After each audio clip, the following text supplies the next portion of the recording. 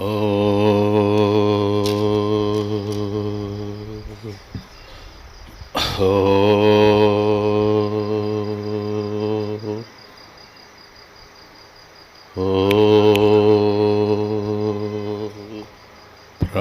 ప్రాతస్మరామి హృది సంస్ఫురదాత్మతత్వం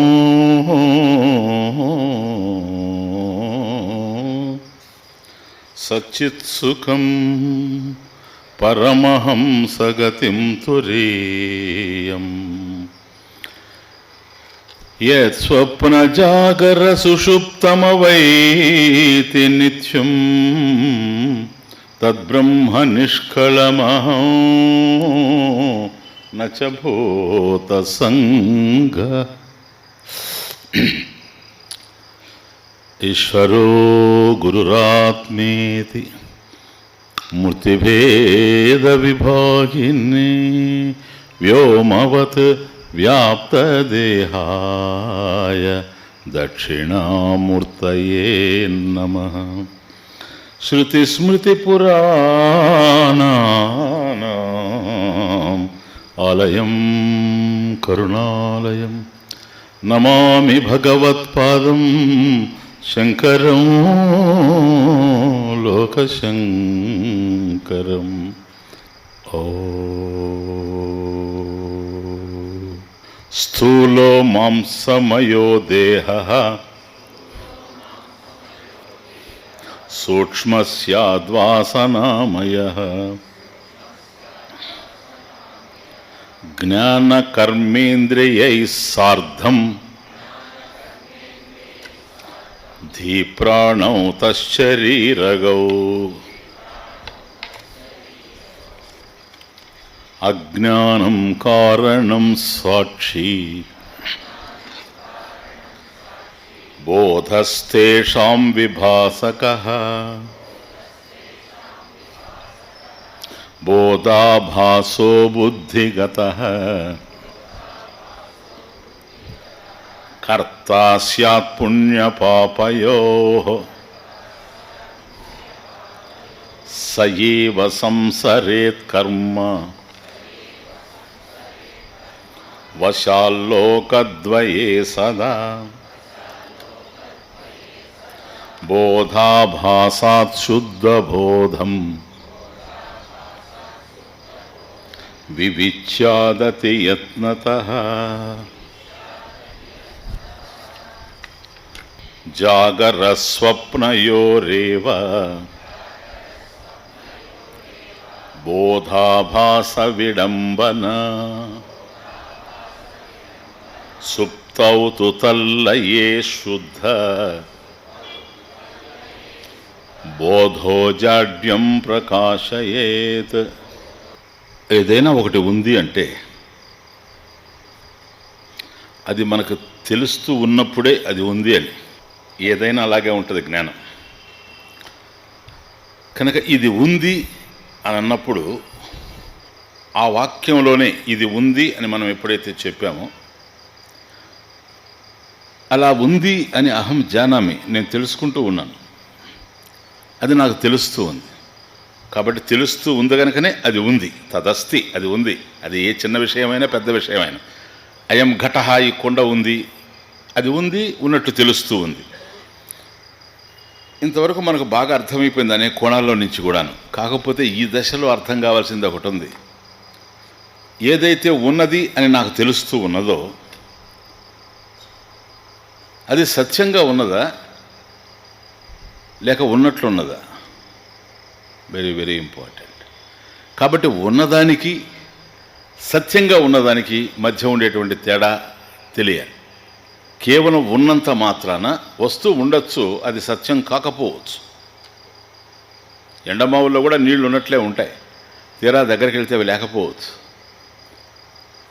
ఒక రజ్జువులో సర్పం కనపడుతూ ఉంది, ఉన్నట్లే ఉంది, తీరా పరిశీలించి విచారించి అర్థం చేసుకుంటే లేకుండా పోవచ్చు. కనుక ఉన్నదానికి సత్యంగా ఉన్నదానికి మధ్య ఉండేటువంటి తేడా మాత్రం సుస్పష్టంగా మనకు అర్థమవుతూ ఉండాలి.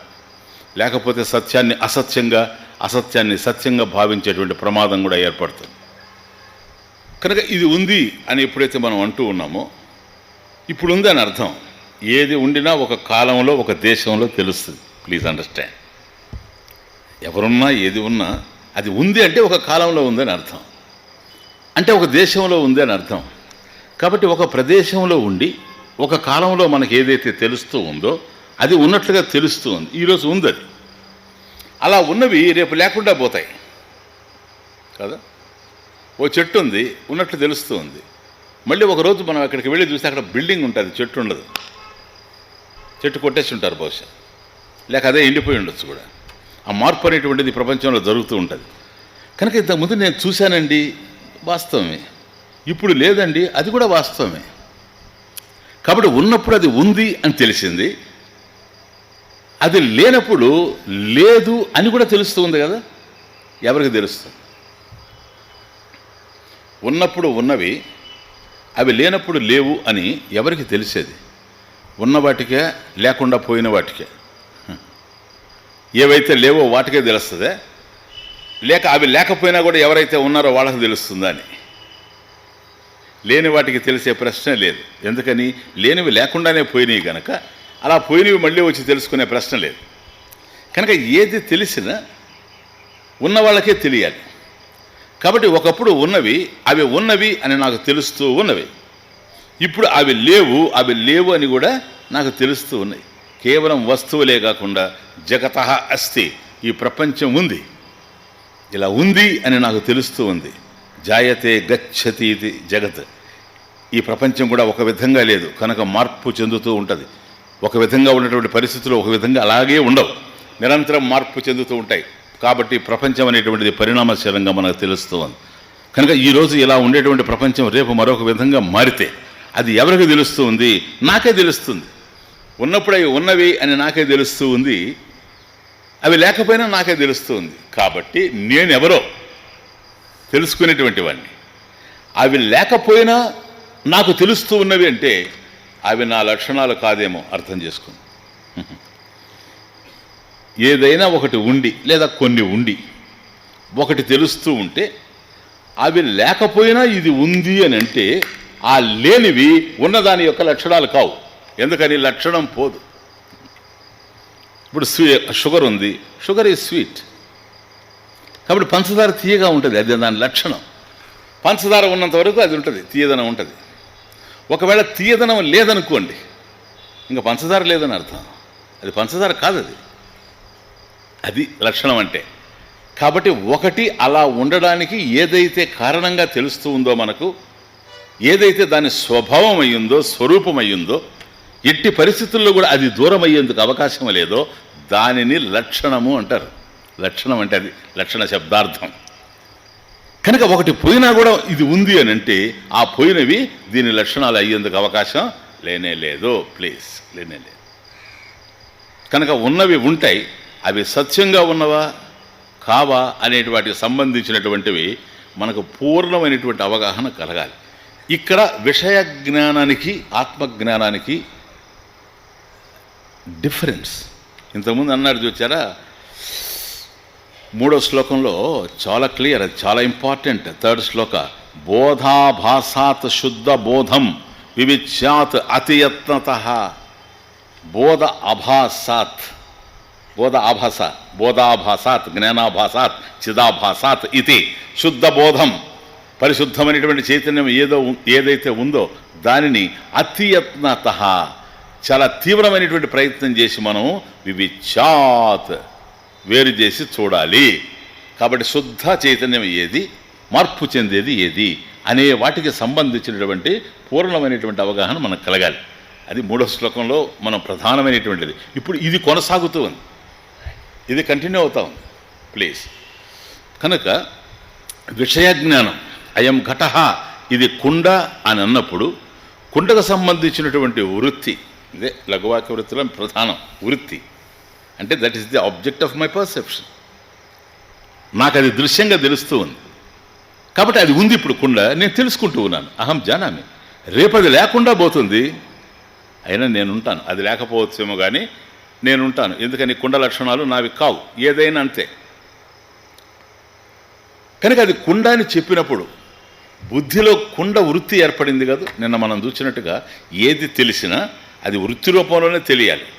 కనుక ముందున్నది ఏదో అది మన మనసులో ప్రవేశించినప్పుడే మాత్రమే మనకు అర్థం అవుతుంది. ఇది వృత్తి రూప జ్ఞానం, అదే విషయ జ్ఞానం. కాబట్టి విషయ జ్ఞానం మనకు ఎక్కడైతే కలుగుతూ ఉందో, ఇది ప్రపంచము, ఇది కుండ, అది కుర్చీ, ఇది మైకు, అది పూలమాల, అతను, ఇతడు, ఆవిడ, ఈ జ్ఞానం ఎక్కడైతే వివిధంగా కనపడుతుందో, పృథక్ వేరువేరుగా తెలుస్తూ ఉందో నీకు విషయ జ్ఞానం, ఆ విషయ జ్ఞానము ఎక్కడైతే నీకు కలుగుతూ ఉన్నదో, ప్లీజ్ అక్కడ ఎవరున్నారో తెలుసా? కర్త ఉన్నాడు. The person is there. కాకపోతే అతన్ని నేను జ్ఞాత అంటాను ఇక్కడ, ఎందుకంటే తెలుసుకుంటూ ఉన్నారు కనుక. చేస్తూ ఉంటే కర్త, తెలుసుకుంటూ ఉంటే జ్ఞాత, దట్స్ ఆల్. కనుక జ్ఞాత ఉండాడు, తెలుసుకునేటువంటి వాడు ఉండాడు. ఇది జ్ఞానం. జాగ్రత్తగా అర్థం చేసుకోండి కదా. ఆ జ్ఞాత లేనప్పుడు, జ్ఞాత ఉంటేనే జ్ఞేయం ఏదైతే తెలియబడుతూ ఉందో అది మనకు అర్థమవుతుంది. అసలు ఈ జ్ఞాత లేకపోతే జ్ఞేయానికి సంబంధించిన జ్ఞానం నీకు కలిగే అవకాశం లేదు. జ్ఞేయ వస్తువు లేకపోయినా జ్ఞాత ఉన్నాడు. ఎలా ఉన్నాడు? జ్ఞాతగా లేడు, జ్ఞానంగా ఉన్నాడు. Please understand. గాఢ నిద్రలో, సుషుప్తిలో ఏడి జ్ఞాత? ఏడి జ్ఞాత? ఎక్కడ ఉన్నాడు? మేలుకుంటే ఉన్నాడు, స్వప్నంలో ఉన్నాడు. మేలుకున్నప్పుడు ఈశ్వర సృష్టి దీన్ని చూస్తూ ఉన్నాడు. స్వప్నంలో స్వమాయ, వాడు తయారు చేసుకున్న సృష్టి, దాన్ని చూస్తున్నాడు, జీవ సృష్టి. ద్వైతం తెలుస్తూ ఉంది. అదే మీకు సుషుప్తికి వచ్చేటప్పటికి ఏ ద్వైతం లేదు. ఎందుకని? ఆ తెలుసుకునే జ్ఞాత యాబ్సెంట్. అట్లాగని చైతన్యం ఉందా లేదా? అంతే, సింపుల్. చైతన్యం ఉందా లేదా? ఉంది కదా. సూక్ష్మంగా అర్థం చేసుకోండి. సంవత్సరాలు కష్టపడిన అర్థం కావు ఇది. జన్మలు దొల్లిపోతాయి. జాగ్రత్తగా అర్థం చేసుకోవాలి. Very very important. చైతన్యం ఉంది, ఉంది కాదు. అవి లేకపోయినా ఇది ఉంది కాదు. అవి లేకపోయినా ఇది ఉందంటే దాని లక్షణాలు దీని లక్షణాలు కావవి. కాబట్టి జాగ్రత్త ఉంటే జాగ్రత్తను ప్రకాశింపజేస్తున్నా, స్వప్నం ఉంటే స్వప్నాన్ని ప్రకాశింపజేస్తున్నా. కాబట్టి జాగ్రత్తలో నిన్న మనం చూసినట్టుగా చిదాభాస చైతన్యం, చిత్త యొక్క ఆభాస, చిత్త అంటే జ్ఞానం. ఈ జ్ఞానం దాంట్లో ప్రతిబింబించింది.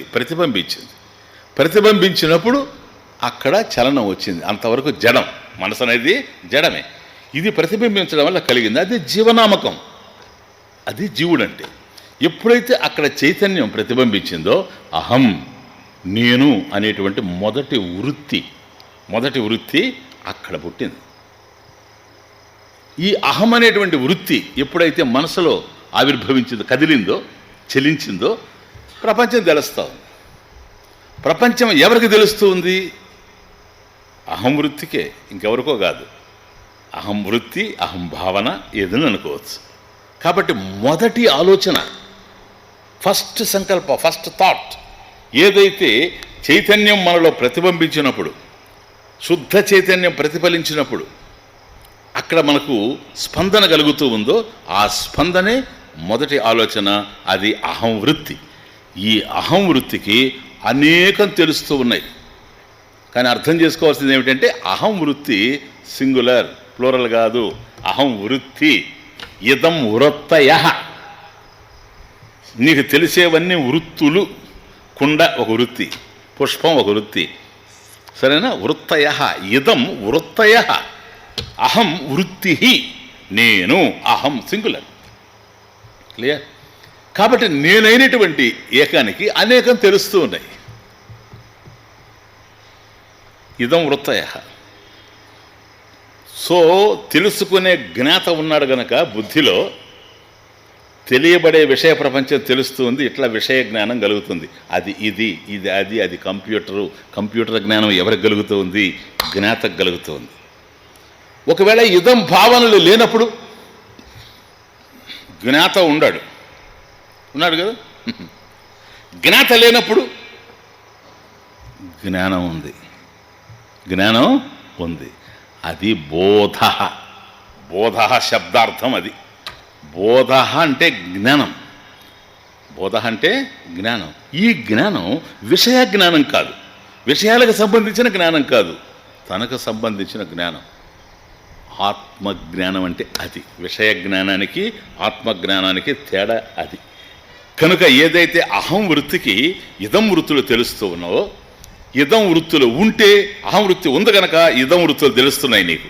ఇదం జగత్ సమస్తం, విదితం అవిదితం. ఒకవేళ ఇదం వృత్తులు లేవనుకోండి, అహం వృత్తి ఉంటుంది. ఇదే స్వప్నంలో వాసనామయ మెమరీ సూక్ష్మ స్యాత్ వాసనామయ ఫస్ట్ శ్లోకంలో చూసాను సరే. స్థూలో మాంసమయో దేహ, స్థూల దేహ మాంసమయ, మాంస వికార. అదే మనకు సూక్ష్మానికి వచ్చేటప్పటికీ ఈ స్థూల దేహం యొక్క సమస్య లేదు. సూక్ష్మదేహం స్వప్నాన్ని వీక్షిస్తూ ఉంది. అది ఎవరు తయారు చేశారు? దాన్ని తానే తయారు చేసుకున్నాడు. ఎవడు వాడు? జ్ఞాత. ఇక్కడ ఎవడైతే ఇదం ప్రపంచాన్ని తెలుసుకుంటూ ఉన్నాడో తానే సూక్ష్మదేహంలోకి వచ్చేటప్పటికి స్థూలాన్ని వదిలిపెట్టి వాసనామయ సూక్ష్మ స్యాత్ వాసనామయ, వాసనామయ శరీర. అంటే ఇక్కడ ఉండేటువంటి విషయాలే జ్ఞాపకానికి వచ్చి ఆ స్మృతులే మనకు స్వప్నంగా తెలుస్తూ ఉన్నాయి. కనుక ఇదం భావనలు లేకపోయినా స్వప్నములో అహం భావన ఉంది. కాబట్టి అహం భావన, నేననే భావన ఉంటే మేలుకున్న తరువాత జాగ్రత్తావస్థాయం ఈ ప్రపంచం తెలుస్తూ ఉంది. ఒకవేళ స్వప్నానికి వెళితే ఈ ప్రపంచం తెలియడం లేదు, కానీ తాను తయారు చేసుకున్న ప్రపంచమే తెలుస్తున్నది. అక్కడ వాడే ద్రష్ట, వాడే దృశ్యం, వాడే జ్ఞాత, వాడే జ్ఞేయం. వాడు ఏదైతే స్వప్నంలో చూస్తూ ఉన్నాడో అవి ఏవి కూడా తనకన్నా అన్యమైనటువంటివి కావు. క్లియర్? మరి స్వప్నాన్ని దాటి సుషుప్తికి వెళ్ళినప్పుడు ఇదం భావనలు లేవు, ఆ జ్ఞాత కూడా లేడు, కలగనేవాడు కూడా లేడు, జాగ్రత్తను చూచినవాడు లేడు, కల లేదు. సకలం విలీనే, సమస్తం కూడా విలీనమైపోయింది. ఆ తెలుసు అసలు బుద్ధే లేదు. ఇప్పుడు బుద్ధే విలీనమైపోయింది. బుద్ధి వచ్చినప్పుడు బుద్ధిలో ప్రతిఫలిస్తే జీవశబ్దార్థం వస్తూ ఉంది, చూచాం. ఇప్పుడు జీవుడే లయించిపోయి ఉన్నాడు. అంత మాత్రం చేత లేకుండా పోయాడా? నో, లయించున్నాడు. లేకుండా పోలేదు. అప్పుడు ఏముంది స్వామీజీ? అప్పుడు ఏమి లేదు, ఇతను లయించిపోయాడు కనుక మీరు చెబితే మళ్ళీ వాడు నిద్రలేచే అవకాశం లేదు. చైతన్యం ఉంది, అదే ఆత్మ. ఇవి ఉంటే ఇవి ఉన్నవని తెలుసుకోవడానికి ఆధారమైనటువంటి జ్ఞానం ఆత్మ. బోధ, ఆత్మ బోధస్వరూప.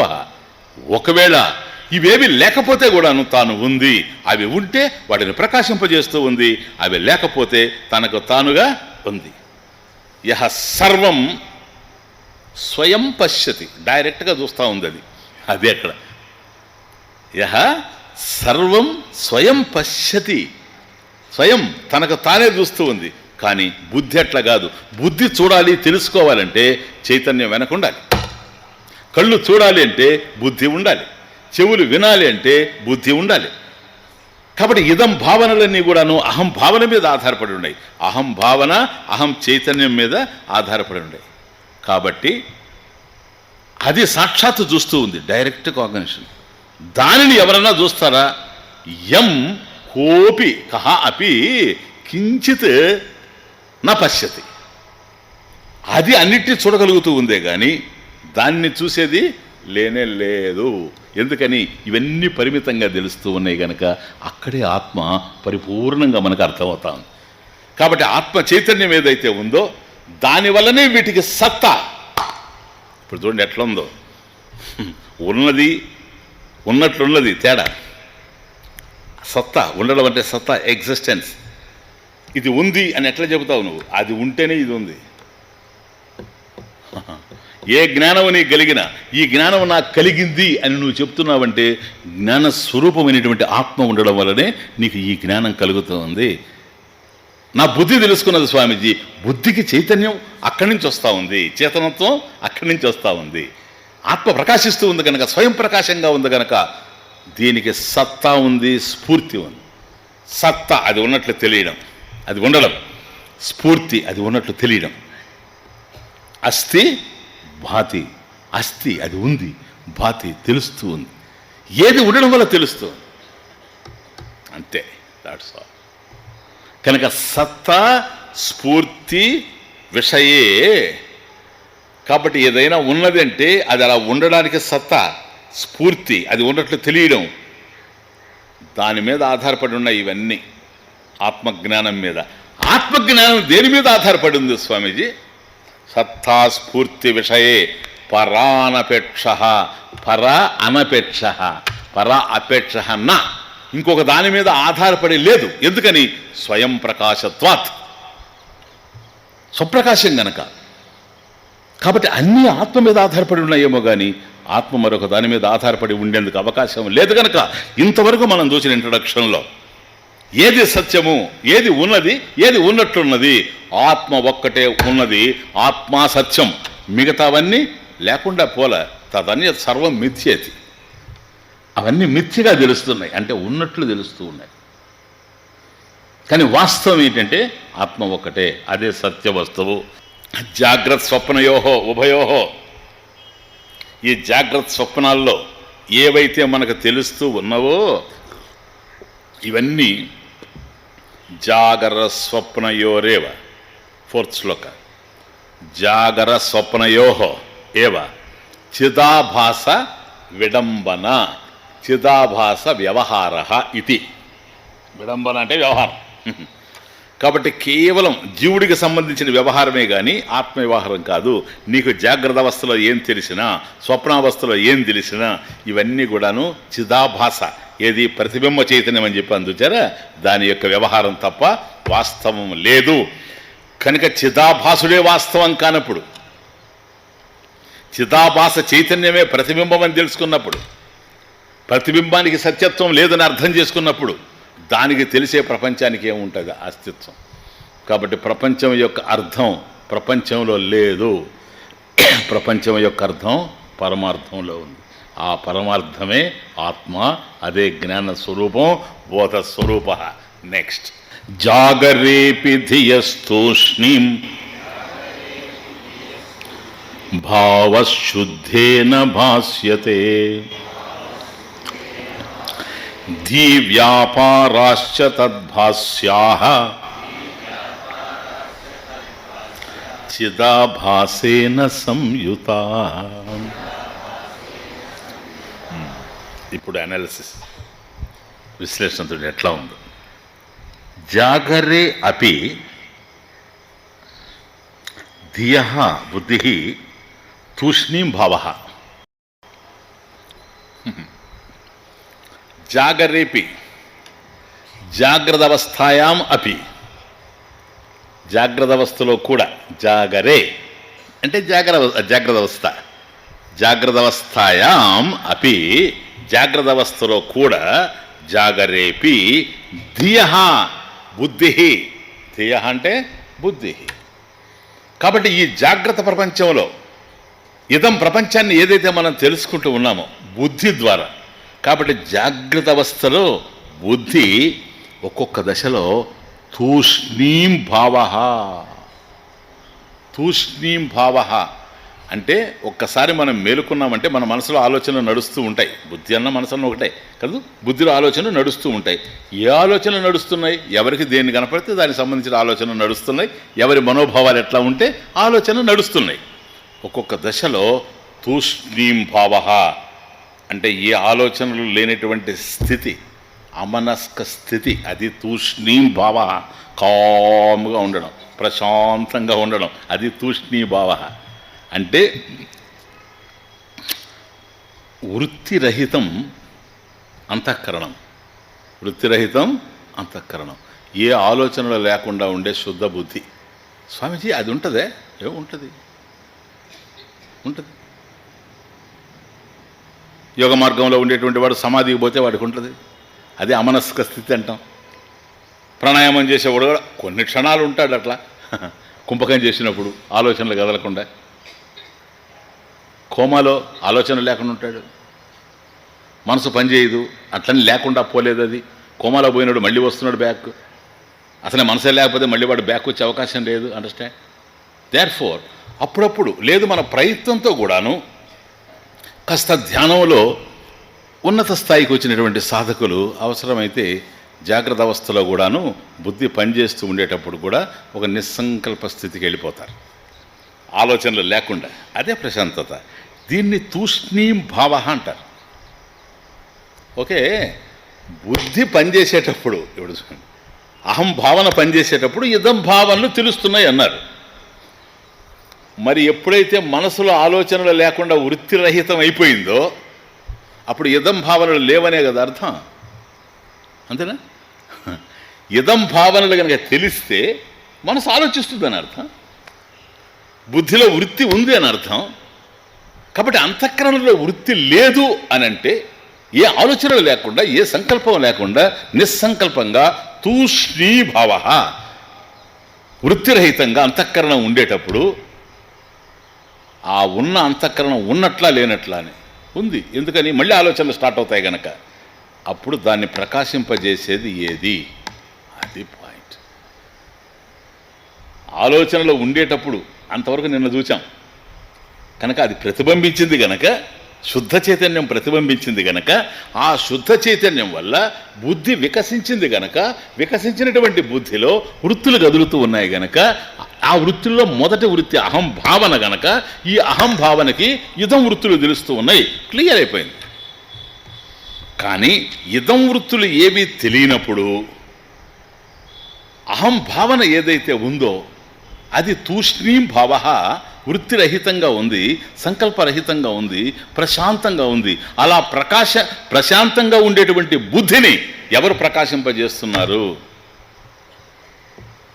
ప్రకాశింపజేయడం తెలుసుకోవడం. దాంట్లో ఆలోచనలు లేవు కదా తూష్ణీం భావ అంటే అని ఎవరికి తెలిసింది? బాగా ఆలోచించండి. స్వామీజీ దానికే తెలిసింది స్వామీజీ బుద్ధికి అని అన్నారు అనుకోండి, ఆలోచనలు కదిలుండాయని అర్థం. తెలియడం అంటే ఆలోచనలు కదలడం కదా, అవకాశం లేదు. కనుక అది ఉన్నది అనేది ఎట్లా తెలుసు అని అంటే దాన్ని మరొకటి ఏదో ప్రకాశింపజేస్తూ ఉంది, దాన్ని ఏదో ఇంకొకటి ప్రకాశింపజేస్తూ ఉంది. ఆ ప్రకాశింపజేసేది ఏది? శుద్ధేన భాస్యతే. అది ఎప్పుడైతే ధియ తూష్ణీం భావ ధియ జాగరే జాగ్రత్తవస్థాయాం శుద్ధేన భాస్యతే, శుద్ధ చైతన్యేన భాస్యతే ఇది, ఆత్మ చైతన్యేన భాస్యతే. కాబట్టి దాన్ని ప్రకాశింపజేసేటువంటి చైతన్యం ఏది అని అంటే విషయజ్ఞానం వస్తూ పోతూ ఉండిన ఏదైతే నిరంతరం ప్రకాశైక స్వరూపంగా ఉందో ఆ చైతన్యమే దాన్ని ప్రకాశింపజేస్తూ ఉంది. కనుక ఆలోచనలు లేనప్పుడు, ఆలోచనలు కదిలినప్పుడు చిదాభాసుడు మనకు కనపడుతున్నాడు. ఏ ఆలోచనలు లేనప్పుడు ఆ చిదాభాసుడు తూష్ణీం భావంగా ఉన్నాడు ప్రశాంతమైన స్థితిలో. దాన్ని ఎవరు ప్రకాశింపజేస్తున్నారు అని అంటే, ఎందుకని మళ్ళీ అక్కడి నుంచి వచ్చాడు అనుకోండి, నేను చాలా ప్రశాంతంగా ఉన్నానండి ధ్యానం అని అంటాడు. ఎలా తెలిసింది నీకు? ఏదో ఉండాలి, ఏదో ఉండాలి. ఇంతకుముందు ఉన్న ప్రశాంతత ఇప్పుడు లేదు. సరేనా? రిలేటివ్ లేండి, అది వ్యావహారికంగా. ఇంతకుముందు నా ప్రశాంతత ఇప్పుడు లేదు. ఇంతకుముందు చాలా బాగుండిందండి, ఉదయం ధ్యానంలో బాగున్నానండి, ఇప్పుడు బాగలేనని అంటాడు. ఎవరికి తెలిసింది అది? ఒకప్పుడు బాగలేనిది, ఒకప్పుడు బాగున్నది. దీనికి అది తెలియదు, దానికి ఇది తెలియదు. ఎందుకు? రెండు కూడా బుద్ధికి సంబంధించినవి కనుక. కాబట్టి ఈ రెండింటి ప్రకాశింపజేసేది ఏదో ఉండాలి. అదేంటది?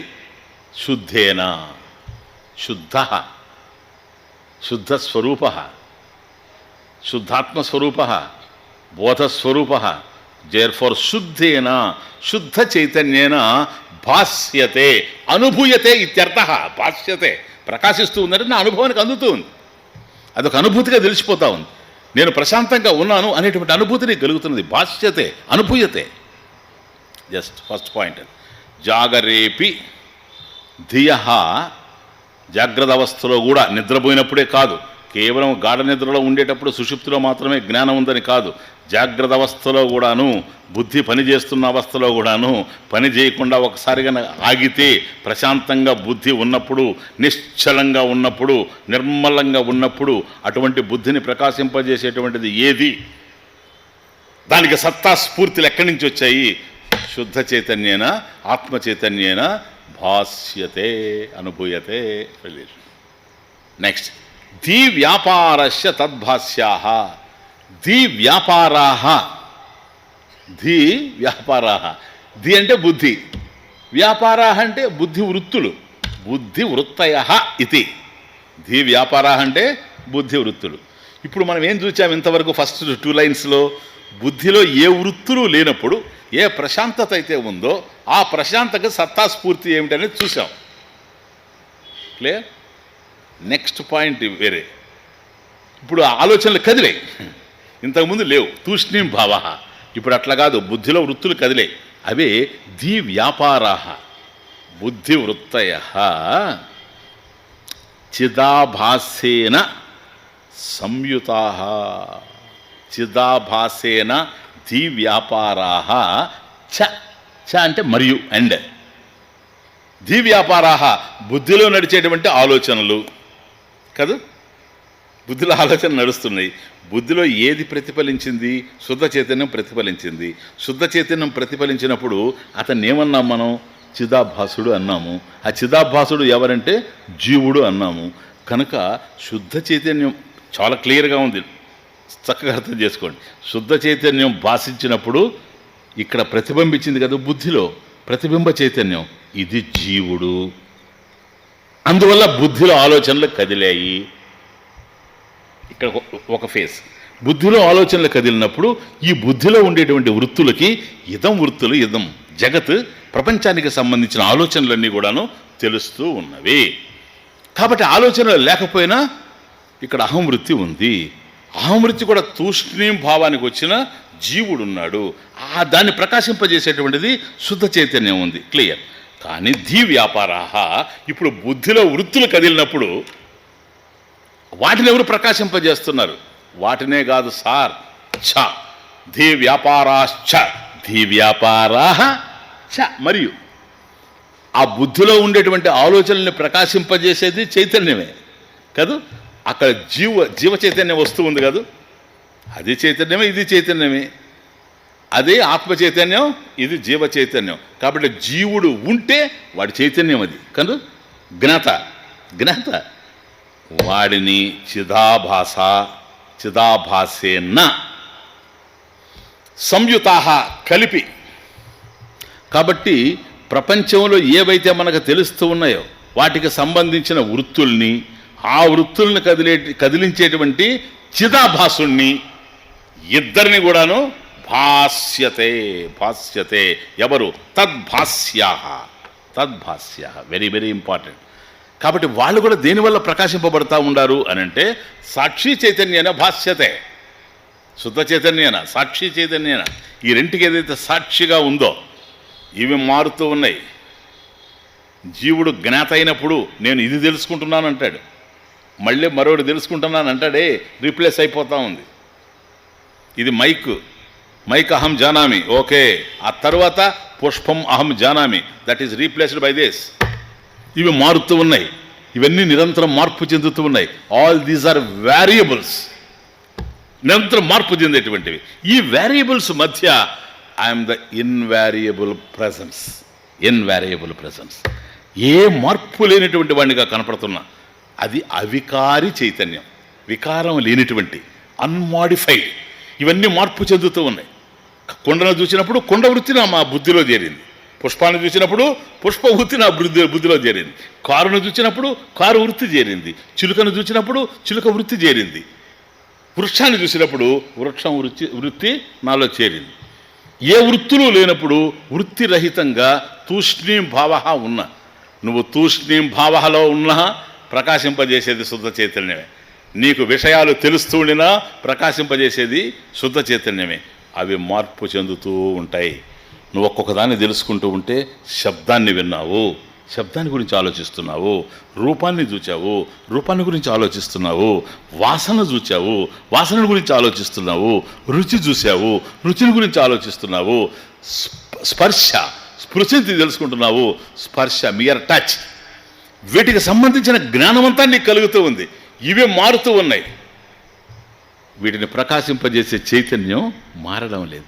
నువ్వు ఘటాన్ని తెలుసుకునేటప్పుడు చైతన్యం ఒక విధంగా ఉండి, నువ్వు కారును తెలుసుకునేటప్పుడు ఇంకొక విధంగా మారేందుకు అవకాశం లేనే లేదు. ఇవి రీప్లేస్ అవుతున్నాయేమో కానీ అది నిరంతరం కూడాను కొనసాగుతుంది. అది జ్ఞానం. అవికారి చైతన్యం. ఇవి వికారం చెందుతున్నాయి, మోడిఫై అవుతున్నాయి. అది మాత్రం మోడిఫై అయ్యే అవకాశం లేదు. అన్మోడిఫైడ్ అవికారి చైతన్యంగా తెలుస్తూ ఉంది. అవికారి చైతన్యేన సాక్షి, సాక్షి చైతన్యేన భాష్యతే. చక్కగా ఇవన్నీ కూడాను ప్రకాశిస్తూ ఉన్నాయి. ఇది సబ్జెక్ట్. అయ్యా, బుద్ధిలో ఆలోచనలు ఉన్నప్పుడు చైతన్యం ఉంది. బుద్ధిలో ఆలోచనలు అణిగితే చైతన్యం ఉంది. బుద్ధిలో ఉండేటువంటి ఆలోచనల్ని ఇది ప్రకాశింపజేస్తూ ఉంది. ఒకవేళ ఆలోచనలు కనుక అణిగిపోతే అలా ప్రశాంతంగా ఉండేటువంటి బుద్ధిని, నిర్మలంగా ఉండేటువంటి అంతఃకరణను కూడాను శుద్ధ చైతన్యం ప్రకాశింపజేస్తూ ఉంది. అవి మార్పు చెందుతూ ఉంటాయి. తనలో ఏ విధమైనటువంటి మార్పు లేదు. అవి ఉన్నవి, ఇది ఉంది. అవి లేవు, ఇది ఉంటుంది. అవి లేకపోయినా ఇది ఉంది గనక అది లేని దాని యొక్క లక్షణాలు దీనివి కావు. వాటి ఎఫెక్ట్ దీని మీద లేదు. ఇది నిరంతరం జ్ఞానస్వరూపంగా ప్రకాశిస్తూ ఉంది. కాబట్టి బోధ బాగా అర్థం చేసుకోండి. ఎక్కడైనా ఆత్మబోధ అది ఇది అని వస్తుంటాయి కదా. బోధ అంటే శుద్ధ చైతన్యం, జ్ఞానస్వరూప ఇత్యర్థ.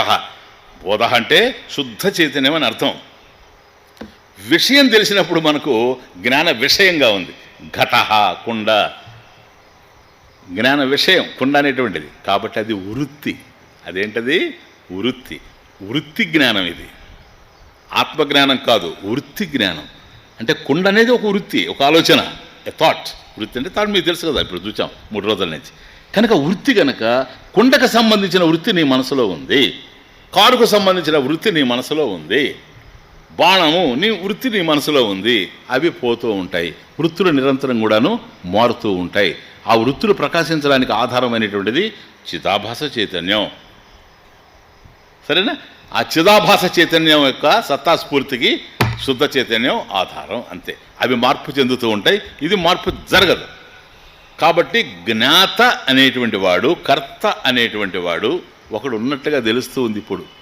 లేకపోతే రెండవ వస్తువు తెలిసే అవకాశమే లేదు. అండర్స్టాండ్? రెండవ వస్తువు తెలిసింది అని అంటే కర్త ఉన్నాడు, జ్ఞాత ఉండాడు.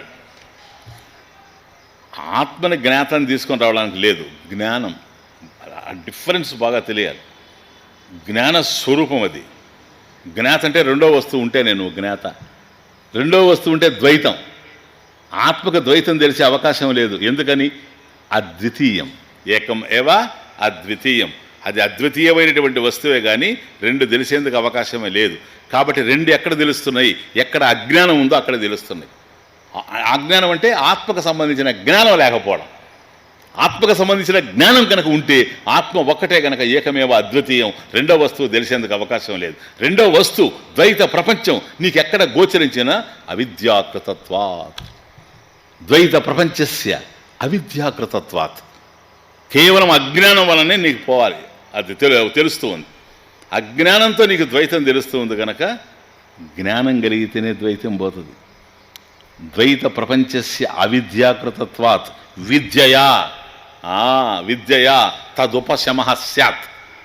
అది ఉపశమించిపోతుంది. కనుక అద్వైత జ్ఞానం, ఆత్మ జ్ఞానం, కైవల్యం, మోక్షం ప్రాప్తించాలి అంటే ద్వైతం ఎగిరిపోవాలి. ద్వైతం ఎంతవరకు ఉంటుంది? చిదాభాసులు ఉన్నంత వరకే ఉంటుంది. శుద్ధ చైతన్యంలో ద్వైతం లేదు.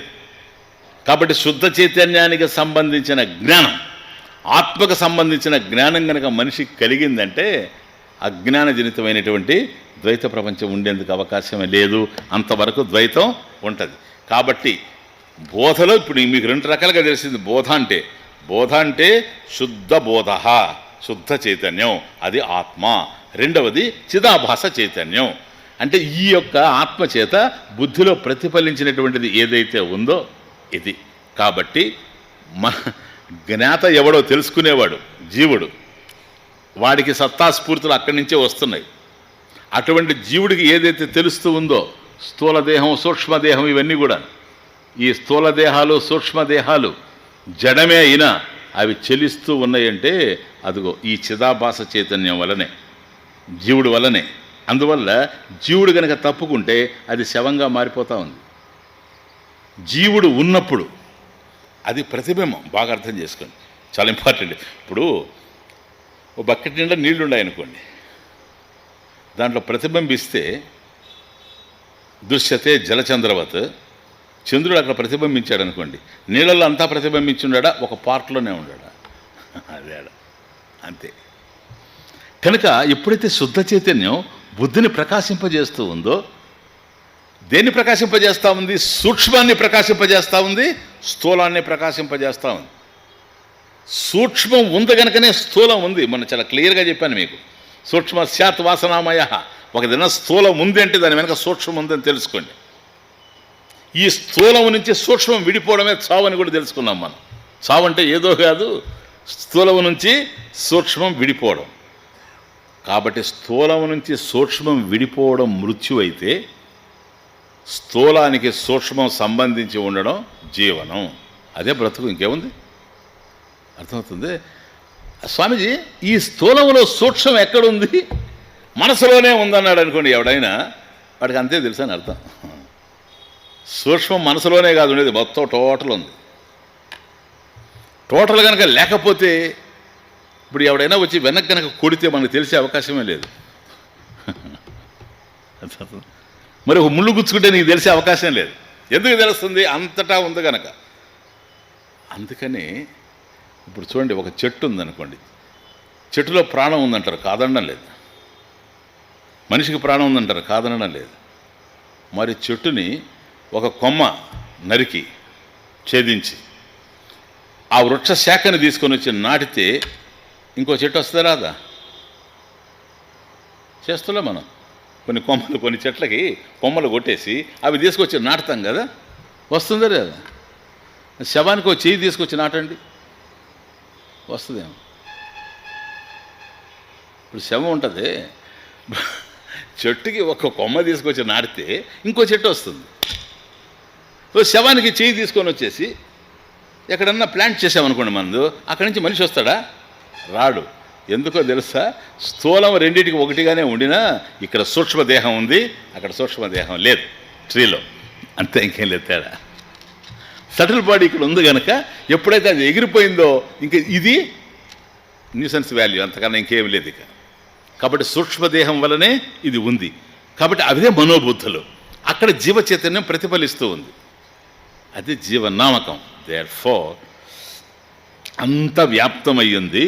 ఎలాగూ ఇప్పుడు ఎక్కడ వచ్చింది ప్రాబ్లం అంతా అంటే, ఇంకా ఫర్దర్గా డీటెయిల్డ్గా పోతాం. ఆ శుద్ధ చైతన్యం నీవు, సరేనా? శుద్ధ చైతన్యం నీవు. చిదాభాస చైతన్యం ఉంది చూచారా, జీవుడు. అది ఎక్కడిది అసలు ఈ చిదాభాస చైతన్యం? ఇది అదే. నీళ్ళల్లో ప్రతిఫలించినటువంటి చంద్రుడు బింబం కన్నా ప్రతిబింబం వేరు కాదు. కానీ వచ్చిన బాధ ఏంటంటే ప్రతిబింబం నేను అనుకుంటున్నాడు. అది భ్రాంతి అంతా ఇక్కడ ఉంది. కాబట్టి ఏ చిదాభాస చైతన్యం ఉందో అది నేను అనుకుంటున్నాడు. ఇప్పుడు శాస్త్రం ఏం చెప్తుంది? వాడిని టర్న్ చేస్తూ ఉంది. నువ్వు ఇది కాదురా, అది. ఇది ఉంది, అది ఉంది. ఇది ఉంది, సత్యంగా లేదు. అది ఉంది, సత్యంగా ఉంది.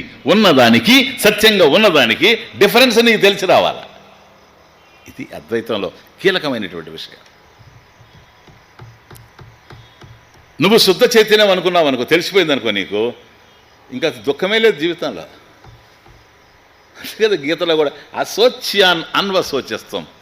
హే అర్జున, ప్రజ్ఞావాదాంశ భాషసే, పండితుడిలాగా మాట్లాడుతున్నావే, ఎవరి కోసమైతే ఏడవకూడదో వాళ్ళ కోసం ఏడుస్తున్నావేంట్రా అన్నాడు. అశోచ్య, నువ్వు ఏడవదగిన వాళ్ళు ఎవరు లేరు ఇక్కడ అన్నాడు. భీష్ముడు చనిపోతాడని నువ్వు ఏడుస్తావా అంటే, భీష్ముడు శరీరం అని నీ ఉద్దేశం. కమా, ఏం అసలు ఏం కన్ఫర్మ్ చేస్తున్నావు నువ్వు? నీ అభిప్రాయం ఏంటి? It's a notion. Bhishma is not a శరీరా. ఏముంది? అంత కార్బను, అంత కాల్షియము, కొన్ని మినరల్స్, అవన్నీ పొట్లం కట్టు కూర్చుంటావా? అదే కదా దేహం అంటే. ఇంకంతకన్నా ఏముంది?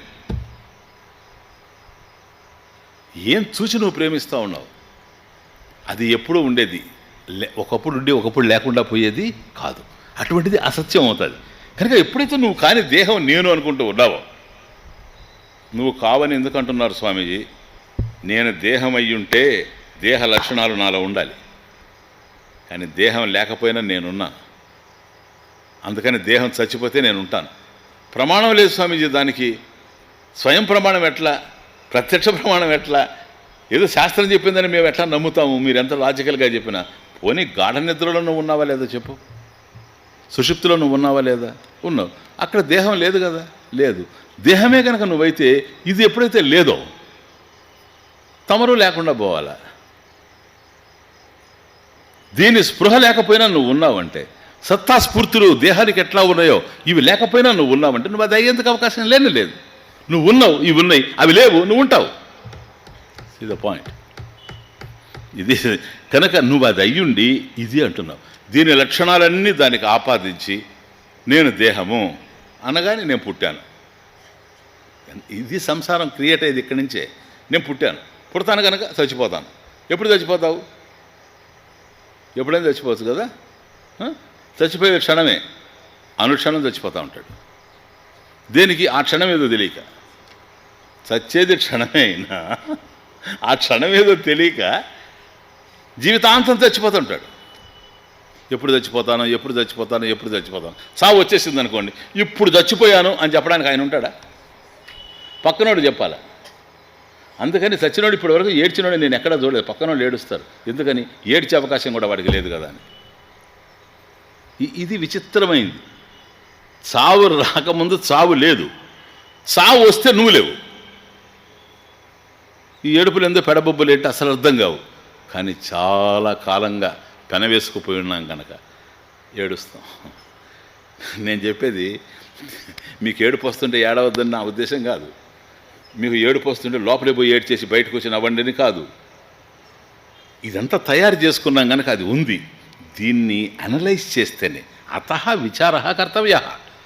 దీన్ని చక్కగా విచారం చేసినప్పుడు తొలుగుతుందే కానీ లేకపోతే తొలగేందుకు అవకాశం లేనే లేదు. అది కాబట్టి ఈ స్థూల సూక్ష్మాల్లో అంతటా కూడాను ఏదైతే చేతనమో, ఏదైతే శుద్ధ చైతన్యమో అదే వ్యాపించింది, రెండవది లేదు.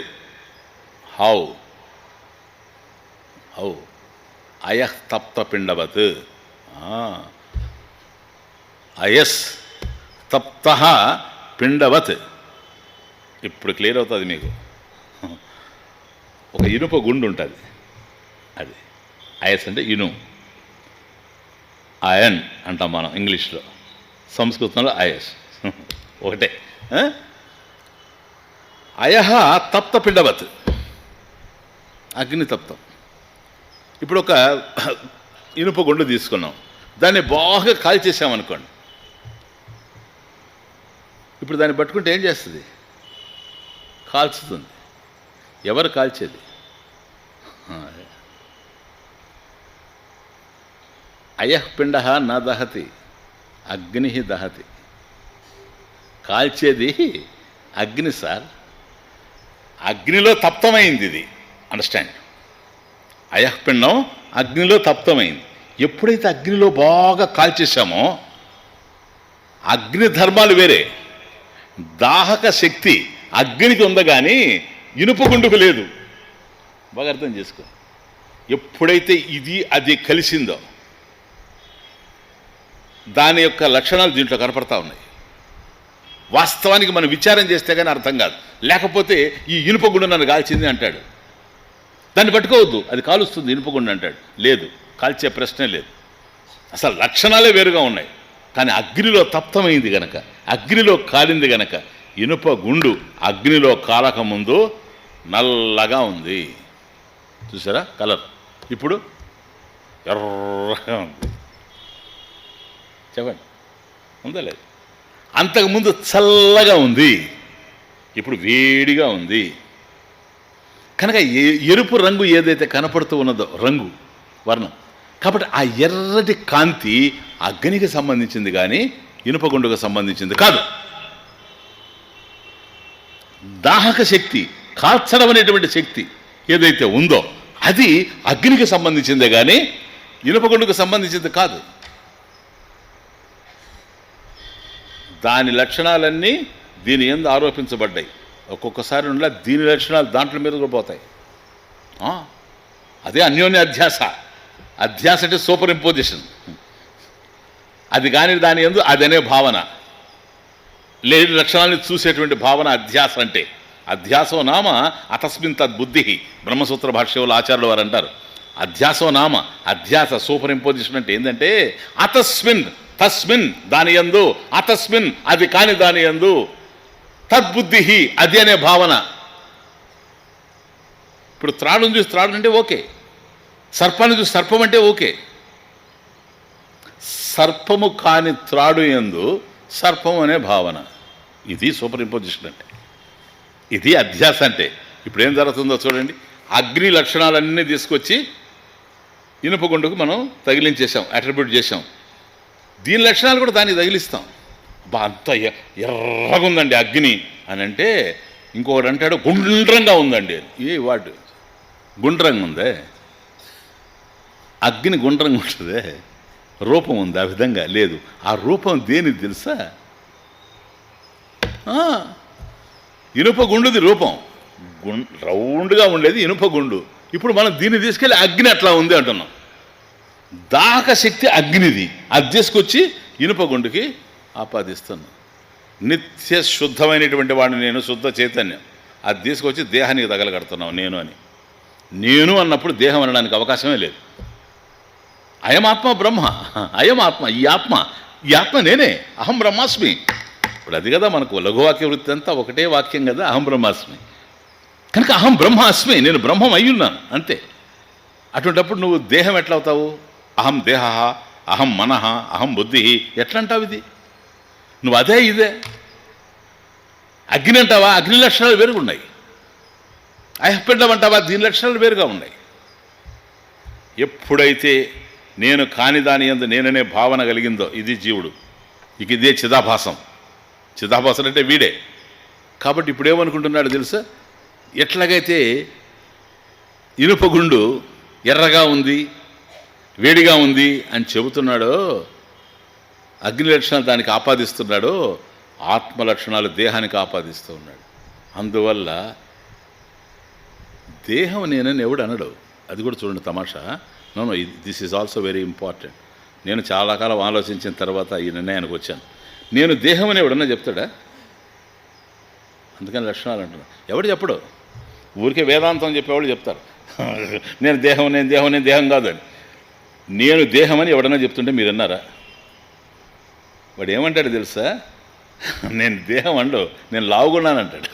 అదే అలా. నేను లావుగా ఉన్నాను, నేను సన్నగా ఉన్నాను, నేను నల్లగా ఉన్నాను, నేను ఎర్రగా ఉన్నానని చెప్తాడు. కానీ నేను దేహం అని ఎవ్వడు మాట్లాడు. వేదాంతం ఉంటుంది ఆ పదం. దేహోహం అహం దేహ ఇది, శరీరోహం అహం శరీర. నేను దేహాన్ని ఎక్స్ప్లెయిన్ చేయడానికి అంతేగాని మనకు ప్రాక్టికల్గా చూస్తే ఎక్కడైనా సరే మీకు నేను దేహం అని ఎవడైనా అనడం మీరు అన్నారా? ఏమో నేనైతే లేదు, ఎవడు అనడు. ఆ మాత్రం అన్నాడంటే చాలా విచారణ పెరిగిపోయిందని అర్థం. అనలేడు. అందుకని స్థూలోహం, నేను బొద్దుగా ఉన్నాను. కృశోహం అహం కృశ, నేను సన్నగా ఉన్నాను. గౌరోహం అహం గౌరహ, నేను తెల్లగా ఉన్నాను. నీలోహం అహం నీలహ, నల్లగా ఉన్నాను అని చెప్తాడు. కాబట్టి వాడు చెప్పేది దేహాన్ని గురించి కాదు, దేహ లక్షణాలు ఉన్నాయి చూసారా, అవి తన యందు ఆరోపించుకుంటున్నాడు. That's point. దేహ లక్షణాలని తన యందు ఆరోపించుకుంటున్నాడు. అగ్ని లక్షణాలు అయఃపిండంలో తీసుకొచ్చి పెట్టినట్టుగా. కాబట్టి ఎప్పుడైతే నేను అనేది అహం శబ్దార్థం, చైతన్యం అని ఎప్పుడైతే తెలియకుండా పోయిందో, దేహం అని నిర్ణయానికి వస్తున్నాడు గనక, దేహం పుట్టింది గనక నేను పుట్టాను, దేహం పెరుగుతుంది గనక నేను పెరుగుతున్నాను, దేహానికి రోగం వచ్చింది గనక నాకు రోగం వచ్చింది, దేహం పోతుంది గనక నేను పోతానేమో. ఏడవక తప్పడు. ఇంకా మరి మనల్ని అంత ఏడిపించేటువంటి ఈ దేహం రమణ మహర్షిని ఎందుకు ఏడిపించలేకపోయింది? దేహం పోతున్నా హాయిగా చూస్తూ ఉన్నాడు ఆయన, ఆనందంగా. జరిగే చూడరా అన్నాడు. పక్క వాళ్ళు ఏడుస్తూ ఉంటే, నడకరది పారడా, జరిగేది చూడరా అన్నాడు తమిళ్లో. నడకరది పారడా, జరిగేది చూస్తూ ఉండు. ఎందుకని? పోయేది లేదు, వచ్చేది లేదు. కుండ పగిలింది, ఆకాశం ఎక్కడే పోయింది. నేను ఎక్కడికి పోతాను? దేహం పోతా ఉంది. నేనే కనుక దేహం అనుకుంటే నేను పోయేవాడిని. నేను శుద్ధ చైతన్యమని నాకు తెలిసినప్పుడు పోయే ప్రశ్నే లేదు. ఎందుకని? వచ్చిన ప్రశ్న లేదు. నేను వచ్చుంటే పోతాను, నేను రాలేదు, నేను పోను. నేను ఎప్పుడూ ఉండేటువంటి వాడిని, నిత్యం ఉండేటువంటి వాడిని. అవి ఉంటే వాటిని ప్రకాశింపజేసేటువంటి వాడిని, అవి లేనప్పుడు స్వప్రకాశమై భాషించేటువంటి వాడిని. ఇది శుద్ధ చైతన్యం. ఇంకా నశింపు ఏముంది ఇక్కడ చెప్పండి. కాబట్టి తప్త పిండవత్ బాగా అర్థం చేసుకోండి. దీని లక్షణాలు దానికి, దాని లక్షణాలు దీనికి. అగ్ని లక్షణాలు ఇనుపగుండుకి, ఇనుపగుండ లక్షణాలు అగ్ని యందు ఎట్లాగైతే చూచామో ఆత్మ లక్షణాలు అనాత్మయందు, అనాత్మ లక్షణాలు ఆత్మయందు చూస్తాం. అది వచ్చిన బాధ. అనాత్మని అహం ఇది మతి. అది ఏదైతే అనాత్మగా ఉందో అదే ఆత్మ అనుకుంటాడు. వచ్చిన బాధది. అనాత్మని ఏదైతే అనాత్మం, ఏదైతే దేహం కావచ్చు, ఏదైనా సరే ఆత్మ కన్నా అన్యమైందంత అనాత్మ. అనాత్మని ఆ అనాత్మ యందు అహం నేను ఇది మతి, ఈ విధమైనటువంటి బుద్ధి. బంధ, ఇది బంధం అంటే ఇంకేదో కాదు. నువ్వు కాని దాని యందు నేను అనే భావన కలిగి ఉండడమే బంధము. అజ్ఞానాత్ ప్రాప్త ఇది. ఇది కేవలం అజ్ఞానం వల్ల ఏర్పడింది. ఏం అజ్ఞానం? నీకు సంబంధించిన జ్ఞానం లేకపోవడమే, ఆత్మజ్ఞానం లేకపోవడమే. నీవు ఆత్మవు గనక ఆత్మకు సంబంధించిన జ్ఞానం ఎప్పుడైతే నీకు కలగడం లేదో అప్పుడేముంది? ఆత్మకు సంబంధించిన అజ్ఞానం ఉంది. అజ్ఞానాత్, ఈ అజ్ఞానం వల్ల, ఈ అజ్ఞానం చేత ఏం జరుగుతూ ఉంది? నీవేమిటో నీకు అర్థం కానప్పుడు నీవు కానిది నీవు అని భావించే ప్రమాదం ఏర్పడిపోయింది. ఇది ఇట్లా ఏర్పడుతూ ఉంది. కాబట్టి ఈ లక్షణాల నుంచి తమర్చుకోండి. అది జస్ట్ నెక్స్ట్ శ్లోకానికి వెళుతున్నా. ఆ ఇనుపగుండు ఉంది, అది చల్లగా ఉంది కదా. మరి అగ్నితప్తమైనప్పుడు దాహశక్తితో ఉంటుంది కదా, వేడిగా ఉందా లేదు? వేడిగా ఉన్నప్పుడే కదా నీకు అది బాగా కాంతివంతంగా కనపడతా ఉంది. కాదు నాయన, ఈ అగ్నితప్తమైనటువంటి అయ్యపిండాన్ని రాత్రిపూట చీకట్లో పెడితే కనపడుతుందా లేదా అంటున్నాను. అగ్నితప్తం కానిటువంటి అయ్యపిండాన్ని రాత్రిపూట చీకట్లో పెడితే నీకు కనపడుతుంది. కాబట్టి ఇనుపగుండ అక్కడే ఉంది, చీకట్లో నీకు కనపడడం లేదు. చీకటి అయినప్పటికి కూడా అదే ఇనుపగుండ కనపడతా ఉంది. అగ్నితప్తం అయితే అక్కడ ప్రకాశం తెలుస్తూ ఉంది. ఆ ప్రకాశం ఇనుపగుండది కనుక అయితే అగ్నితప్తం కానప్పుడు కూడా తెలియాలి. కానీ అగ్నితప్తం అయినప్పుడు మాత్రమే తెలుస్తూ ఉంది అనేది చీకట్లో నీకు బాగా అర్థమైపోతా ఉంది. చాలా క్లియర్గా అర్థమవుతుంది అనుకుంటున్నా. చెప్పండి, అవునా? అప్పుడు కాలుతుంది నీకు. అగ్నితప్తం కానప్పుడు చల్లగా ఉంటుంది పట్టుకుంటే. మీరు పట్టుకొని చూడండి, సరేనా? పట్టుకొని చూస్తారా? ఇంకోటి కూడా పట్టుకుంటారా? చెప్తాను. ఇదే కాకుండా శవాన్ని పట్టుకొని చూడండి.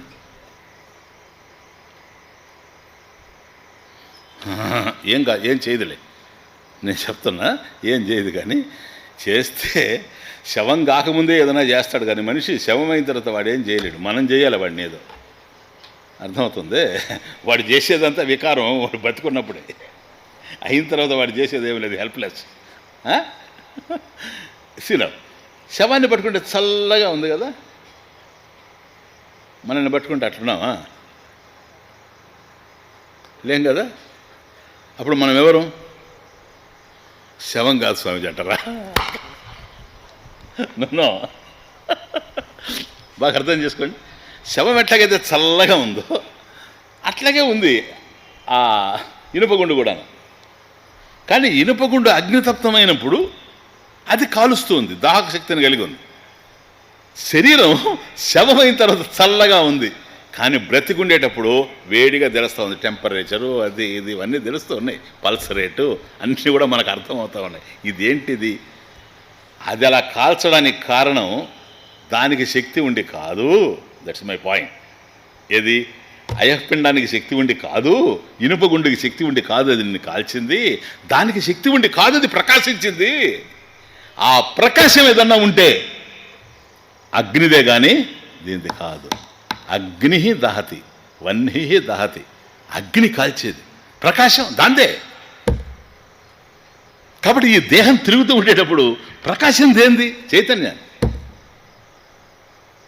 అర్థమవుతుంది? ఇప్పుడు కాబట్టి ఇందులో స్థూల సూక్ష్మాల్లో ఏ విధమైన చైతన్యం నీకు గోచరించినా అది శుద్ధ చైతన్యానికి ఆత్మకు సంబంధించిందే కానీ దీనికి మాత్రం సంబంధించింది కానే కాదు. అందువల్ల నేను ఉన్నాను, చెట్టు ఉంది, నేనే జగదీష్ చంద్రబోస్తో నేనేం డిఫర్ కావడం లేదు, మీరు అట్లా అనుకోకండి.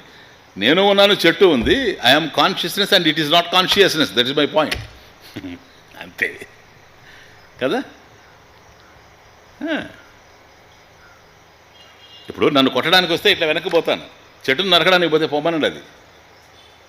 అదే సూక్ష్మ శరీరం లేదు, అది ఇంపార్టెంట్. మనోబుద్ధులు లేవు. ఇవి ఉన్నప్పుడు వీటిని ప్రకాశింపజేసేటువంటిది చైతన్యము. అవి లేకపోయినా తాను ఎప్పుడు ప్రకాశిస్తూనే ఉంది. నెక్స్ట్, వన్హి తప్తం జలం తాప యుక్తం దేహస్య తాపకం చిద్భాస్యాధీస్తదా భాస యుక్తాన్యం భాసయేత్తదా. Very beautiful. వన్హి తప్తం జలం, వన్హి తప్తం అగ్నితప్తం జలం, వన్హి తప్తం జలం అగ్నితప్తం జలం దేహస్య తాపకం. ఫస్ట్ అగ్నితప్తం జలం తాపయుక్తం భవతి, అంతేనా? నీళ్లు చల్లగా ఉంటాయి, అది లక్షణం దానికి. H2O చల్లగా ఉండాలి. కనుక అగ్నితప్తం జలం చల్లగా ఉండాలి, శీతం భవతి.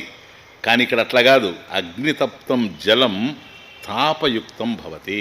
ఎందుకని? తాపకం, దేహస్య తాపకం. ఒక్కసారి నీళ్లు తోడి పెట్టుకుంటాం స్నానం చేయడానికి, ఇంట్లో అమ్మగారు తోడి పెడతారు, సరేనా?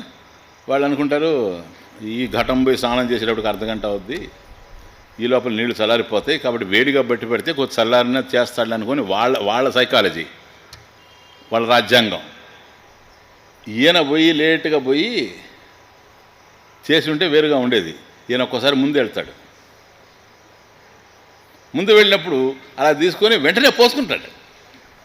పోసుకున్న తర్వాత ఇక్కడ తిడితే ఆవిడకి అక్కడ అర్థం అవుతూ ఉంటుంది, పోసుకున్నది ఇతను, సరేనా? కనీసం నీళ్లు పోసుకునేటప్పుడన్నా అవి ఎట్లా ఉండయి? ఎప్పుడు మనసు బయట తిరుగుతూ ఉంటే కుక్కలాగా మన మనసు సార్, అది కదా విచిత్రమైంది ఇది.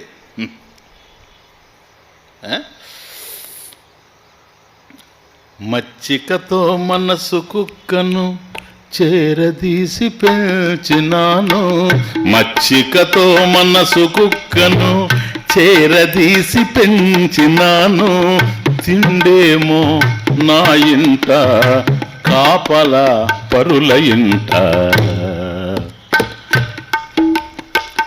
మచ్చికతో మనసు కుక్కను చేరదీసి పెంచినాను, తిండేమో నా ఇంట కాపల పరుల ఇంట. ఇదేమి చోద్యమో దీనికేది వైద్యమో, ఇదేమి చోద్యమో దీనికేది వైద్యమో. నా హృదయము లేతదాయే బాధలేమో కోతలాయే, నా హృదయము లేతదాయే బాధలేమో కోతలాయే. కావగరావా కరుణింపగలేవా, కవగరావా కరుణింపగలేవా.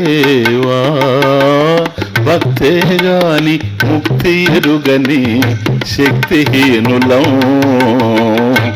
బలహీనులం అతిథీనులం. కావగరావా కరుణింపగలేవా, కావగరావా కరుణింపగలేవా. కాబట్టి కుక్క మనం పెంచేది దాన్ని, మనం దానికి అన్నం పెట్టేది, సరేనా? అక్కడ పోయి ఉంటుంది, కర్మ కదా. ఇక్కడ కనుక ఆపారనుకోండి ఆడిపోయి ఉంటుంది, అది కుక్క వ్యవహారం.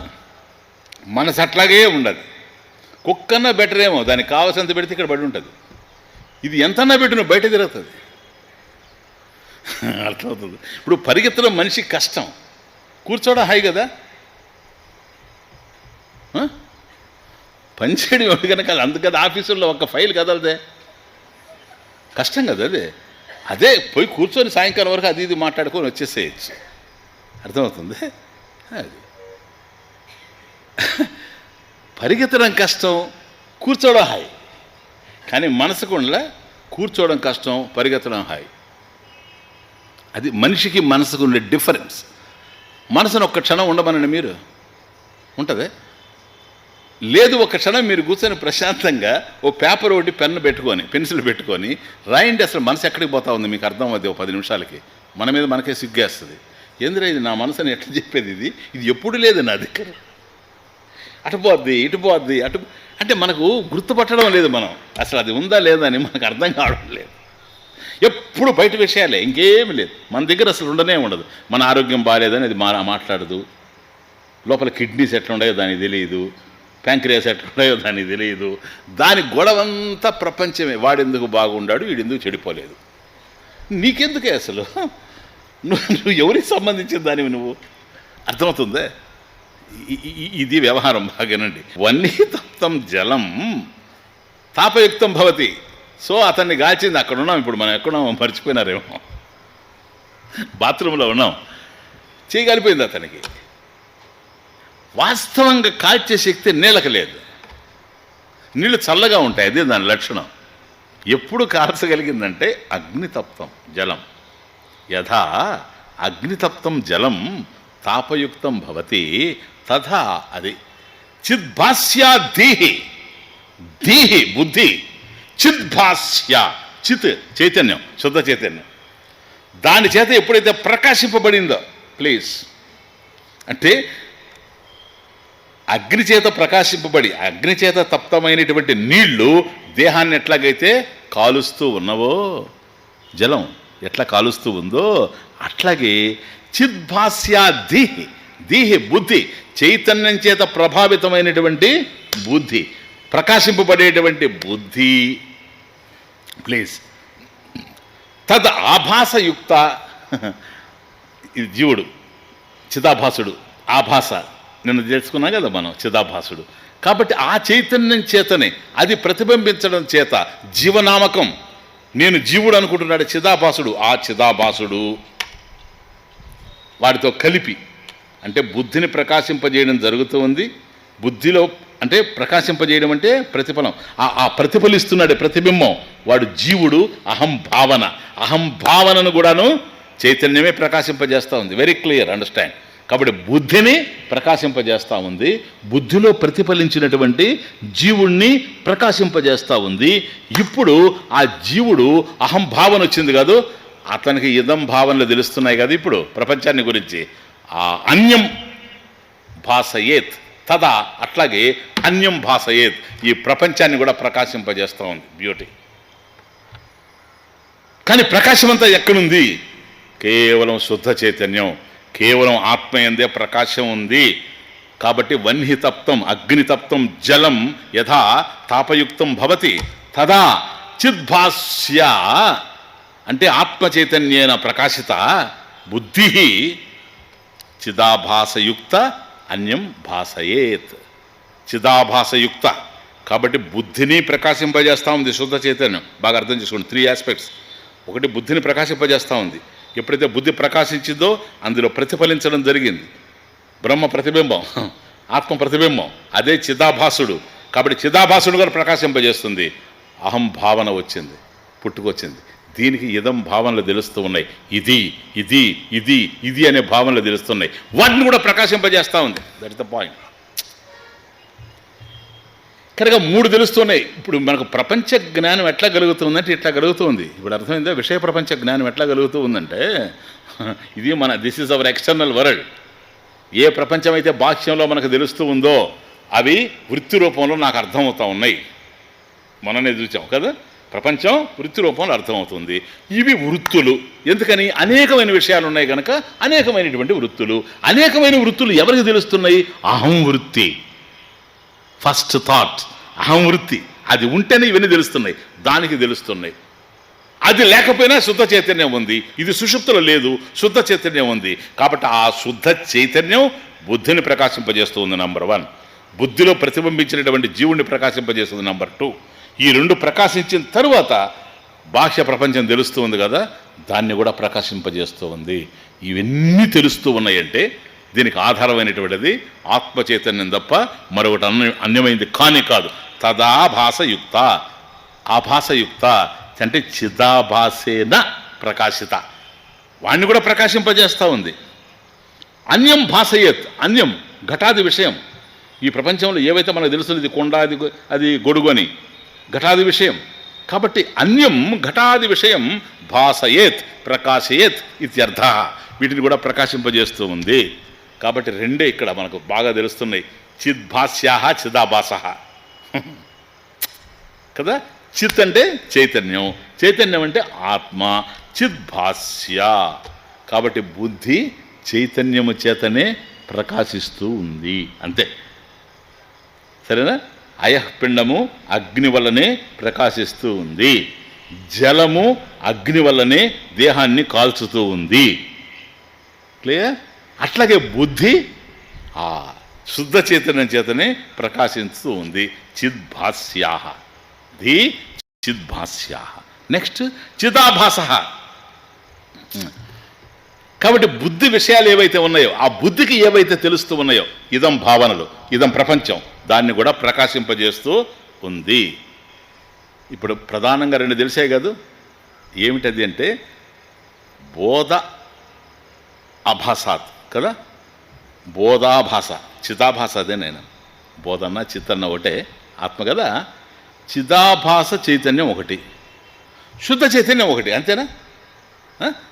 అదే కదా 3rd శ్లోక, ప్లీజ్ సీనో. బోధాభాసాత్ శుద్ధబోధం, బోధాభాసాత్ ఈ చిదాభాస చైతన్యము నుండి శుద్ధబోధం, పరిశుద్ధమైనటువంటి ఆత్మ చైతన్యం ఏదైతే ఉందో దానిని వివిచ్యాత్, అతి యత్నత, చాలా ప్రయత్నం, గట్టి ప్రయత్నం చేసి వివిచ్యాత్, వేరు చేయాలి. ఇది చిదాభాసం, అది అసలు. కాబట్టి ఈ అయఃపిండాన్ని వేరు చేయాలి, అగ్నిని వేరు చేసి చూడాలి, అప్పుడే తెలుస్తుంది ప్రకాశం దేనిది, దాహక శక్తి దేనిది అనేది అర్థమవుతుంది. అట్లాగే జలాన్ని అగ్నిని వేరు చేసి చూడాలి. అదే విచారం అంటే, అదే విచారం. వివిచ్య పృథక్, వేరు చేసి చూడడం. అప్పుడు నీకు తెలిసి వస్తుంది, ఓహో ఇది జలము, ఇది చల్లగా ఉంటుంది, ఇది అగ్ని, ఇది వేడిగా ఉంటుంది. కాబట్టి ఈ అగ్నిలో తప్తమైంది కనుక వన్హి తప్త జలం. కాబట్టి ఎప్పుడైతే అగ్నిలో తప్తమైందో ఇది తాపయుక్తం భవతి, ఇది వేడిగా తెలుస్తుంది. వాస్తవానికి ఈ వేడి నీళ్ళకు సంబంధించింది కాదు, అగ్నికి సంబంధించింది, అది దాని లక్షణం. కాబట్టి ఈ దేహం నడుస్తూ ఉందంటే నేనున్నాను, ఈ బుద్ధి నడుస్తూ ఉందంటే నేనున్నాను. దేహం లేకపోయినా నేనుంటాను. జలం లేకపోతే అగ్ని లేదా? అది పాయింట్. అగ్ని తప్త జలం, జలం వేడి కావడానికి అగ్ని కారణం, కానీ అగ్ని అగ్నిగా ఉండడానికి జలం అవసరం లేదు. ఇనుప గుండు వేడిగా ఉండడానికి, దాహక శక్తికి దానికి రావడానికి అగ్ని కారణం. ఇనుప గుండు వల్ల కాదు అగ్ని ఉండేది, అగ్ని అగ్నిగా ఉంది, దాని దాహక శక్తి దానికి ఉంది, అది దాని లక్షణం. కాబట్టి ఆత్మనైనటువంటి నేను నిత్యం, ఆత్మనైనటువంటి నేను శుద్ధం. ఎట్లా శుద్ధం నువ్వు? అవికారత్వాత్, నాలో ఏ విధమైనటువంటి వికారం లేదు గనక నిత్యం. ఎందుకు నిత్యం? నువ్వు అజహ, పుట్టుకలేనటువంటి వాడిని, అందువల్ల నిత్యం. ఇదన్నమాట. అందువల్ల తన స్వరూపం ఏమిటో తనకు తెలిసి వస్తూ ఉంటుంది. నెక్స్ట్, రూపాదౌ గుణదోషాది వికల్పా బుద్ధిగా క్రియా తా క్రియా విషయై సార్ధం భాసయంతి చితిర్మత. ఎస్, ఎప్పుడైతే రూపం అని అన్నాడు ప్రపంచంలో, రూపము, శబ్దము, రుచి, స్పర్శ, ఇవన్నీ అంటే శబ్దాది విషయాలు అంతే. రూపాదౌ గుణదోషాది వికల్పా, లుక్ ఇంటు ది టెక్స్ట్. రూపాదౌ గుణదోషాది వికల్పా బుద్ధిగా క్రియా. బ్యూటిఫుల్. రూపాదౌ అంటే రూపాది విషయే, రూపము మొదలైనటువంటి వాటి విషయాల్లో, శబ్దంలో ఇదంతా కూడా గుణదోషాలు. అది రూపాది గుణదోష, రూపాదౌ రూపాది విషయే గుణదోషాది వికల్పాః అంటే గుణదోషాది వికల్పాః మనోవ్యాపారాः బుద్ధిగాః క్రియాః, బుద్ధిగాః క్రియాః, బుద్ధిగాః చిత్తగాః దోషాః ఇది. కాబట్టి ఏవైతే మనం రూపాల్లో, అంటే ఈ ప్రపంచంలో అందరికీ అన్ని రూపాలు నచ్చవు కదా, లేకపోతే పెళ్లి చూపులు ఎందుకు సార్? ఏదో ఒక అమ్మాయిని ఇస్తామంటే కట్టేసుకుంటే పోద్ది. 10 మందిని చూసి 11వ వాళ్ళని మెచ్చి నచ్చి మెడలో ముడి బ్రతుకులో చిడి, దేనికి ఇదంతా? సెలక్షన్. ఎందుకు సెలక్షన్? దట్ రూపా ఈజ్ బెటర్ దాన్ దిస్ రూపా. అసలు ఏమీ లేదు, అది చూసేవాడిని బట్టి ఆధారపడి ఉంటుంది. ఎందుకని రూపం ఎవరికి ఎవరు నచ్చితే ఆవిడ రూపావతి, అది రూపం. సరేనా? వాడు నచ్చిన రూపం అది. ఇప్పుడు అక్కడే గొడవంతా అక్కడే. ఇప్పుడు తల్లిదండ్రులకు నచ్చితే వీడికి నచ్చడు, వీడికి నచ్చితే వాడికి నచ్చడు, బావమరిదికి నచ్చడు. ఏందిరా అమ్మాయిని చేసుకుంటానంటావేందిరా, మేము చూసిన అమ్మాయి ఎంత బాగుంటుంది అంటారు వాళ్ళు. వాడంటాడు నువ్వు చూసేది కాదు, నా కళ్ళతో చూడు కనపడుతుంది. వాడి కళ్ళతో వీళ్ళు ఏం చూస్తారు? వాడేమన్నా కన్నప్ప కన్ను తీసేడు పెట్టాలి. వచ్చిన బాధ అంతా ఏంటంటే ఎవడెవడు భావాలు వాడివి. అసలు గుణదోషాలు ఎక్కడున్నాయి చెప్పండి? ఏమో బుద్ధిలో ఉన్నాయని నేను అనుకుంటున్నా. మనం ఎన్ని మారుతాం. ఆయన చాలా మంచోడు అంటాం, 4 రోజులు అయిన తర్వాత ఆయన చాలా చెడ్డోడు అంటాం, మళ్ళీ 5 రోజులు అయిన తర్వాత నేను పొరపాటుగా అర్థం చేసుకున్నా మంచోడు. ఇప్పుడు మేము నిన్నట్లా అర్థం చేసుకోవాలి సార్? కాదు, ఏ గాలికి ఆ చాప అయితే నిన్నెట్లా అర్థం చేసుకోవాలి మేము చెప్పండి? అందువల్ల రూపాదో రూపాది విషయే అంటే ఇక్కడ శబ్దాలు కూడా తీసుకోండి. ఇప్పుడు కాకి ఉంది, అది అరుస్తుంది పాపం, అది సహజ గుణం, దానికి ఉండే అరుపు అది అరుస్తుంది అంతే. ఇంకో దాన్ని మిమిక్రీ చేయమంటే ఎవరు కోకిల్లాగా అరువే అన్నాం అనుకోండి, అదంటే అదంతా నాకు రాదయ్యా, ఆ మిమిక్రీ అంతా నాకు రాదు, నేను కాకిలాగానే అరుస్తాను. పోనీ కోకిలు ఉందనుకోండి, అది చక్కగా శ్రావ్యంగా పాడుతుందంటే దాన్ని కాకిలాగా అరవమంటే అది అరవలేదు. దాని లక్షణాలు దానికి ఉన్నాయి, దీని లక్షణాలు దీనికి ఉన్నాయి. మనం కోకిల కనుక పాడుతూ ఉంటే ఏదో మన పెద్ద నారదుడు అయిపోయినట్టుగా ఆహా ఆహా ఆహా. కాకి అనుకోండి రాయి తీసుకొని కొడతాడు. ఇది గుణదోషాలు. గుణదోషాల వల్లనే పెరిగేదంతా. ఇన్ని రకాలైన భోజనాలు అవసరం లేదు ఆకలి తీరడానికి, గుణదోషాలే. స్వీట్ స్టాల్లో ఎన్ని స్వీట్స్, మానవుడు సిగ్గుపడాలి. ఏంది ఇది ఎంత, ఏదో ఓ స్వీట్ లడ్డు తినడు, అదే ఇదో ఏదో ఓ అమ్మ రకరకాలు. పూర్వపు రోజుల్లో 20-30 ఉండేది, ఇప్పుడు 300 ఉన్నాయి. ఎక్కడి నుంచి వచ్చాయి ఇవన్నీ? ఏం లేదు, దీన్ని కలిపేది, దాని పేరు చపాహ. ఇంకోటి కలిపేది దీన్ని కలిపేది, అది గమాహ. వాడు ఏమనమంటే మనం అది అంటాం అంతే. డూడు బసవన్న. అందువల్ల 300 వస్తాయి, రేపు 600 కూడా వస్తాయి, 6000 కూడా వస్తాయి. అర్థమవుతుంది ఇప్పుడు? అందువల్ల ఒకటి నచ్చుతుంది, ఇంకొకటి నచ్చదు. ఇవి గుణదోషాలు. ఇవి బుద్ధిగాహ క్రియాహ ఇది. ఇవన్నీ బుద్ధికి సంబంధించిన వ్యవహారాలు సార్. అంటే దాని అర్థం ఏంటో తెలుసా? శుద్ధ చైతన్యానికి సంబంధించినవి కావు. నాకు ఇది ఇష్టము అది అయిష్టం అనేది చైతన్యానికి తెలియదు. అందువల్ల ఇక్కడ తాహ చూడండి, తాహ క్రియా విషయై స అర్థం చితి భాసయంతి. Very beautiful point. నువ్వు తాహ గుణదోషాది వికల్పాహ, ఇది మంచిది అది చెడ్డది, అది గుణము దోషము. రూపాది విషయే నాయన, రూపాది విషయే ఇదం సమీచీనం, అయం అసమీచీనం. రూపాది విషయే, ఒక రూపాది విషయాలను చూసినప్పుడు, శబ్దాది విషయాన్ని చూసినప్పుడు ఇది సమీచీనం, దిస్ ఇస్ గుడ్. ఇదం అసమీచీనం, దిస్ ఇస్ బ్యాడ్. అది గుణం, ఇది దోషం. కాబట్టి ఇది మంచిది అది చెడ్డది. సమీచీనం అసమీచీనం, అది సాంస్క్రిట్లో. సరేనా? అని నిర్ణయించేది ఎవరు? ఈ గుణదోషాది వికల్పాలు నిర్ణయించేది ఎవరు సార్ అని అంటే, అది మంచిది, ఇది అది కాదు. ఇది కల్పనం మనోవ్యాపారకృతం ఇత్యర్థ. మనోవ్యాపారకృతం, మనసు తయారు చేసేది ఇదంతా, అంత మనోవ్యాపార. కాబట్టి ఇది మంచిది, అది చెడ్డది. వాస్తవంగా అది మంచిదైతే అందరికీ మంచిదిగా ఉండాలి, వాస్తవంగా అది చెడ్డదైతే అందరికీ చెడ్డదిగా ఉండాలి. నీకు మాత్రం మంచిదిగా ఉంది, మరొకరికి చెడ్డదిగా ఉంది. నీకు మాత్రం చెడ్డదిగా ఉంది, మరొకరికి మంచిదిగా ఉందంటే ఏది సమీచీనం, ఏది అసమీచీనం? Which is good and which is bad? No. నీ బుద్ధికే అది పరిమితం అయ్యింది, కానీ దాని యొక్క వాస్తవం మాత్రం అది కానీ కాదు. కాబట్టి ఒకవేళ ఉండిన బుద్ధిలో కలిగేటువంటి ఆలోచనల వల్ల అది కల్పనం అంటున్నాను నేను. కల్పించడం, కపోల కల్పితం, కేవలం మన మనసులో నుంచి కల్పించడం. ఇది కల్పనం మనోవ్యాపారకృతం. కాబట్టి మనసు యొక్క ఆలోచనల వల్ల కలిగేదే కానీ నతు చైతన్యకృతం, శుద్ధ చైతన్యకృతం, ఆత్మకృతం. కాబట్టి ఈ భేదాలన్నీ కూడాను ఆత్మ వల్ల ఏర్పడేటువంటివి కావు, ఇది కేవలం కల్పన. కానీ ఇక్కడ ఒకటే పాయింట్ ఏంటంటే, ఆ ఆత్మ చైతన్యం లేకుండా మనోవ్యాపారాలు నడవవు. అది పాయింట్ కదా. ఆత్మ చైతన్యం లేకుండా మనోవ్యాపారాలు నడవవు. గుణదోష కల్పనలు జరుగుతూ ఉంటాయి. కాబట్టి మనసులో వ్యాపారాలు నడిచేటప్పుడు బుద్ధి వ్యాపారాహ క్రియాహ, గుణదోషాలు తెలుస్తూ ఉంటాయి. ఆ గుణదోషాలు బుద్ధికి సంబంధించినవే కానీ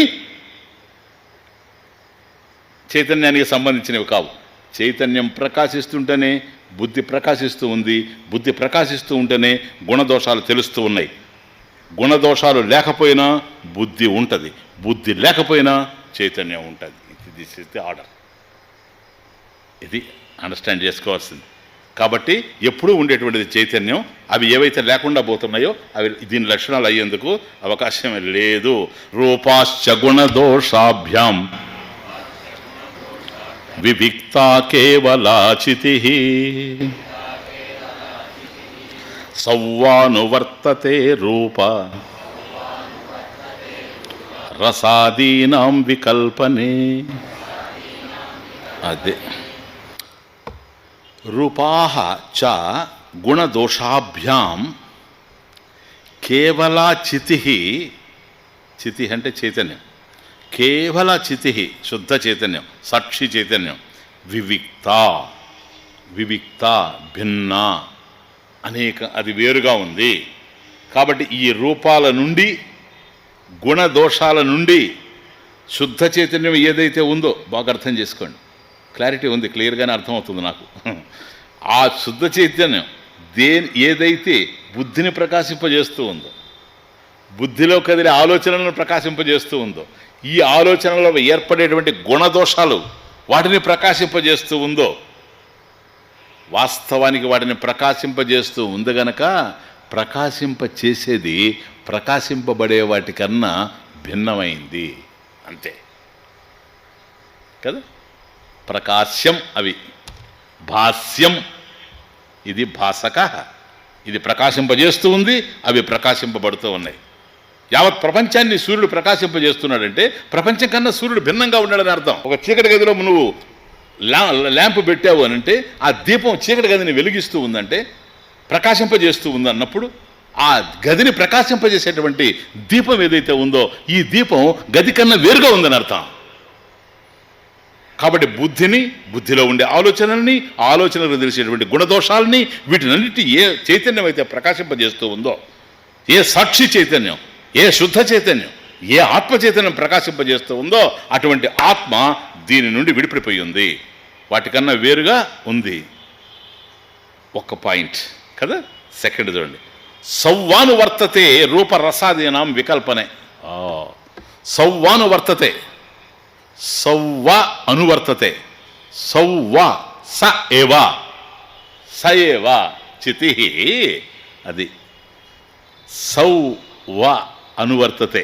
సౌవ అంటే సా ఏవ, అదే, అదే, సా ఏవ, అదే, దట్ అలోన్, దట్ అలోన్ అని అర్థం.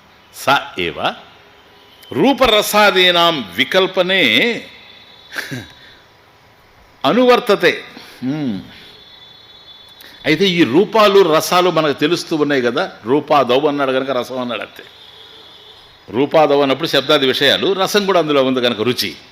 కాబట్టి ఈ రూప రసాలు ఏవైతే మనకు తెలుస్తూ ఉన్నాయో వాటిని ప్రకాశింపజేసేది శుద్ధ చైతన్యమే, అంతే, ఇంకేమీ లేదు. వాటిని ప్రకాశింపజేసేది కూడాను శుద్ధ చైతన్యమే. కనుక ఎట్లా స్వామిజీ డైరెక్ట్గా ప్రకాశింపజేస్తుందే? Very very important. నో అంతఃకరణాది ఉపాధి వశాత్ మొట్టమొదట బుద్ధిని ప్రకాశింపజేస్తుంది అంతఃకరణాన్ని. అంతఃకరణాది బుద్ధి మొదలైనటువంటి మనసు, బుద్ధి, చిత్తం, అహంకారం. అంతఃకరణాది ఉపాధి వశాత్ అనువర్తతే నస్వతః. గుణదోషాలని ఆత్మ ప్రకాశింపజేస్తూ ఉందంటే డైరెక్ట్గా కాదు, ప్లీజ్, డైరెక్ట్గా కాదు. మొట్టమొదట బుద్ధిని ప్రకాశింపజేస్తూ ఉంది. బుద్ధి గుణదోషాలను చూస్తూ ఉంది. లేకపోతే గుణదోషాలను చూసేటువంటి కర్తృత్వం ఆత్మకు అంటగట్టినట్టు అవుద్ది. ఆత్మ గుణదోషాలను చూస్తే ఇంక అది ఆత్మ కాదు. కనుక ఆత్మ బుద్ధిని ప్రకాశింపజేస్తూ ఉంది, బుద్ధి గుణదోషాలని చూస్తూ ఉంది. అది అంతఃకరణాది ఉపాధి వశాత అనువర్తతే అంటే తేజోమయ అంతఃకరణ వృత్తి రూపత్వాత్. తేజోమయ అంతఃకరణ వృత్తి రూపత్వాత్. కాబట్టి ఎప్పుడైతే అది తేజస్సు, శుద్ధ చైతన్యం ఒక తేజస్సు పడిందో, ఆ తేజోమయంగా మారిందో బుద్ధి, కాబట్టి అది తేజోమయం అయింది కనుక ఆ అంతఃకరణ వృత్తి రూపత్వాత్. కాబట్టి ఆ వృత్తి కదులుతూ ఉంది. ఆ వృత్తి గుణాలని, దోషాలను చూస్తూ ఉంది. అది కేవలం బుద్ధికి సంబంధించిందే కానీ ప్రకాశింపజేసేటువంటి ఆత్మకు సంబంధించింది కాదు. అందుకని సాక్షి చైతన్యం అంటున్నాను మొన్నటి నుంచి. అది కేవలం సాక్షి, ఆల్ విట్నెస్. అర్థమవుతుంది. అట్లాగని అది లేకపోతే ఇవి ఏమన్నా తెలుస్తాయా? తెలిసేందుకు అవకాశం లేదు. ఇవి భిన్నంగా ఉన్నాయి కాదు, అది ఏకం కాదు, అదే వివిక్త. కారణం ఇది 3వ శ్లోకమే. మనం వేరు చేయాలి కదా, శుద్ధ చైతన్యాన్ని చిదాభాసు నుంచి వేరు చేసి తెలుసుకోవాలి. ఇది ఆత్మజ్ఞానం. అందుకని వివిక్త అంటున్నాడు. రూపాశ్చ గుణదోషాభ్యాం, ఆ రూపాదుల నుండి, వాటి యొక్క గుణదోషాల నుండి వివిక్త. ఎవరు? కేవలాచితి. చైతన్యం ఏదైతే ఉందో, శుద్ధ చైతన్యం, ఆత్మ చైతన్యం, సాక్షి చైతన్యం, అది వివిక్త, అది భిన్నంగా ఉంది దానికన్నా. అయినా ఇదే వాటిని ప్రకాశింపజేస్తూ ఉంది. ఎట్లా ప్రకాశింపజేస్తూ ఉంది సార్? నా స్వతహా నా ప్రకాశతే. తనకు తానుగా ప్రకాశింపజేయడం లేదు, బుద్ధిని ప్రకాశింపజేస్తూ ఉంది. తేజోమయ అంతఃకరణ వృత్తి రూపత్వాత్ బుద్ధిని ప్రకాశింపజేస్తూ ఉంది కనుక ఈ బుద్ధి వాటిని ప్రకాశింపజేస్తూ ఉంది. ఇప్పుడు ఏమర్థమవుతుంది మనకు? చైతన్యమే లేదనుకోండి, బుద్ధే లేదు. బుద్ధి లేదనుకోండి, అసలు విషయం తెలియదు. So in all cognitions consciousness is common because it is the substratum for all. అన్నిటికీ ఇది అధిష్టానంగా ఉంది. కాబట్టి ఎక్కడ ఏది నీకు తెలిసి ఉండా, చైతన్యం లేకపోతే తెలిసేందుకు అవకాశం లేదు. చైతన్యం వల్లనే తెలుస్తూ ఉంది. అంటే చైతన్యం బుద్ధిని ప్రకాశింపజేస్తూ ఉంది, బుద్ధికి సమస్తం తెలుస్తూ ఉంది. బుద్ధికి సమస్తం తెలియకపోయినా బుద్ధి ఉంది, బుద్ధి లేకపోయినా సుషుప్తిలో ఉన్నట్టుగా చైతన్యం ఉంది. కాబట్టి సర్వకాల సర్వావస్థల యందు ఉండేటువంటిది చైతన్యమే.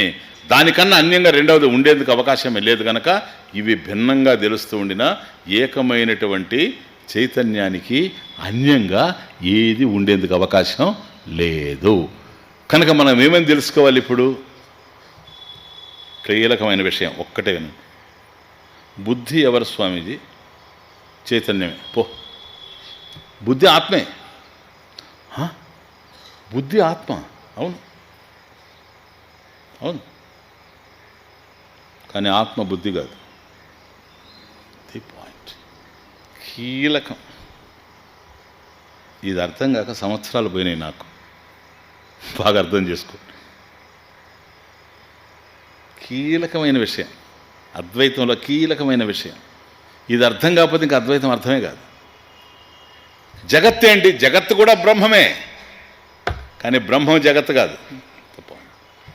ఏంటి స్వామి ఇది అదే అయినప్పుడు అది ఇదే అవుతుంది కదా? కాదు సార్.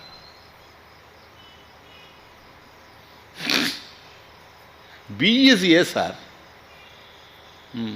అయితే బిఈజ్ ఏ. A is not B. What algebra is it? B is A is not B. B A అయినప్పుడు A B కావాలి కదా, కాదు. B is A, a beggar is there. ఎవడండి ఆ బెగ్గరు? Is an actor. ఇప్పుడు రంగస్థలం మీద ఒక బెగ్గర్ ఉంటాడు, బాబో అని తిరుగుతున్నాడు, ధర్మం చేయండి బాబో, 3 రోజులైంది బాబో, స్పెషల్ మోడలేషన్ వాయిస్. వాడు ఎవడండి బెగ్గరు? యాక్టర్ వాడు. జూబ్లీ హిల్లో పెద్ద బిల్డింగ్, 3 కోట్ల బిల్డింగ్, సరేనా? Be beggar is an actor. Actor is not a beggar. అవునా? రేపు వాడు కనపడ్డాడు అనుకోండి వీధిలో, కారులో పోతా, మధ్యలో సిగ్నల్ పడి కారు ఆపింది అనుకోండి, మనం 10 పైసలు ఇసిరేసామనుకోండి. ఎందుకని మనం అడుగు తింటున్నావు కదా, పోరే నీ దుంపదేగా, నాకే అది యాక్షన్ అయ్యా. I'm an actor. నేను ఉత్తమైనటువంటి బెస్ట్ యాక్టర్. నేను బెగ్గర్ కాదు. మరి బెగ్గర్ ఎవరాడా? నేనే. నువ్వు బెగ్గరా? నేను కాదు. అర్థమవుతుంది మీకు? బెగ్గర్ యాక్టరే, యాక్టర్ బెగ్గర్ కాదు. కొండ ఏంటి చెప్పండి? మనం కొండే మనకు ముఖ్యం. నేను కొండను వదలడం లేదు కదా రోజు. నాకు కొండ అంటే భలే ఇష్టం. ఉన్నప్పుడు తిండి పెడుతుంది, పోయేప్పుడు కూడా వస్తుంది, ఇంకెవడు రాడు. మీరు చూడండి, ఎక్కడైనా ఏ శవం పోయేటప్పుడు నా ముందు కొండ పోతుంటుంది. నాకు ఎంత ప్రేమ అంటే దాని మీద. వస్తే నీ దుంపదేగా, ఉన్నప్పుడు అన్నం పెట్టావు, నేను పెంచిన శరీరం కదా, దానికి కూడా నేనే పోతానని వస్తున్నావు. కట్టుకున్న వాళ్ళు వదిలేస్తున్నారే కానీ నువ్వు కూడా వచ్చి నాతో పాటు పగిలిపోతావు. అక్కడ ఎంత మంచిదని నువ్వు అనుకుంటాను నేను కొండని. అందుకని కొండని డైలీ టచ్ చేస్తూ పోతాను ఎక్కడైనా. నాకు కొండ ఒకటి ఉంటే చాలు వేదాంతం చెప్పడానికి, రెండోది అవసరమే లేదు. అది పిచ్చికొండ కొండ. Just listen. కొండ ఎవరు అంటున్నాను? ఘటహ. కొండ మట్టే కదా. వాచారంభణో వికారం నామధేయం మృత్తికేత్యవ సత్యం. కొండ అని అనొచ్చు, కానీ ఇది మట్టే కదా. కుండ ఎవరు? మట్టి. మట్టి కుండ.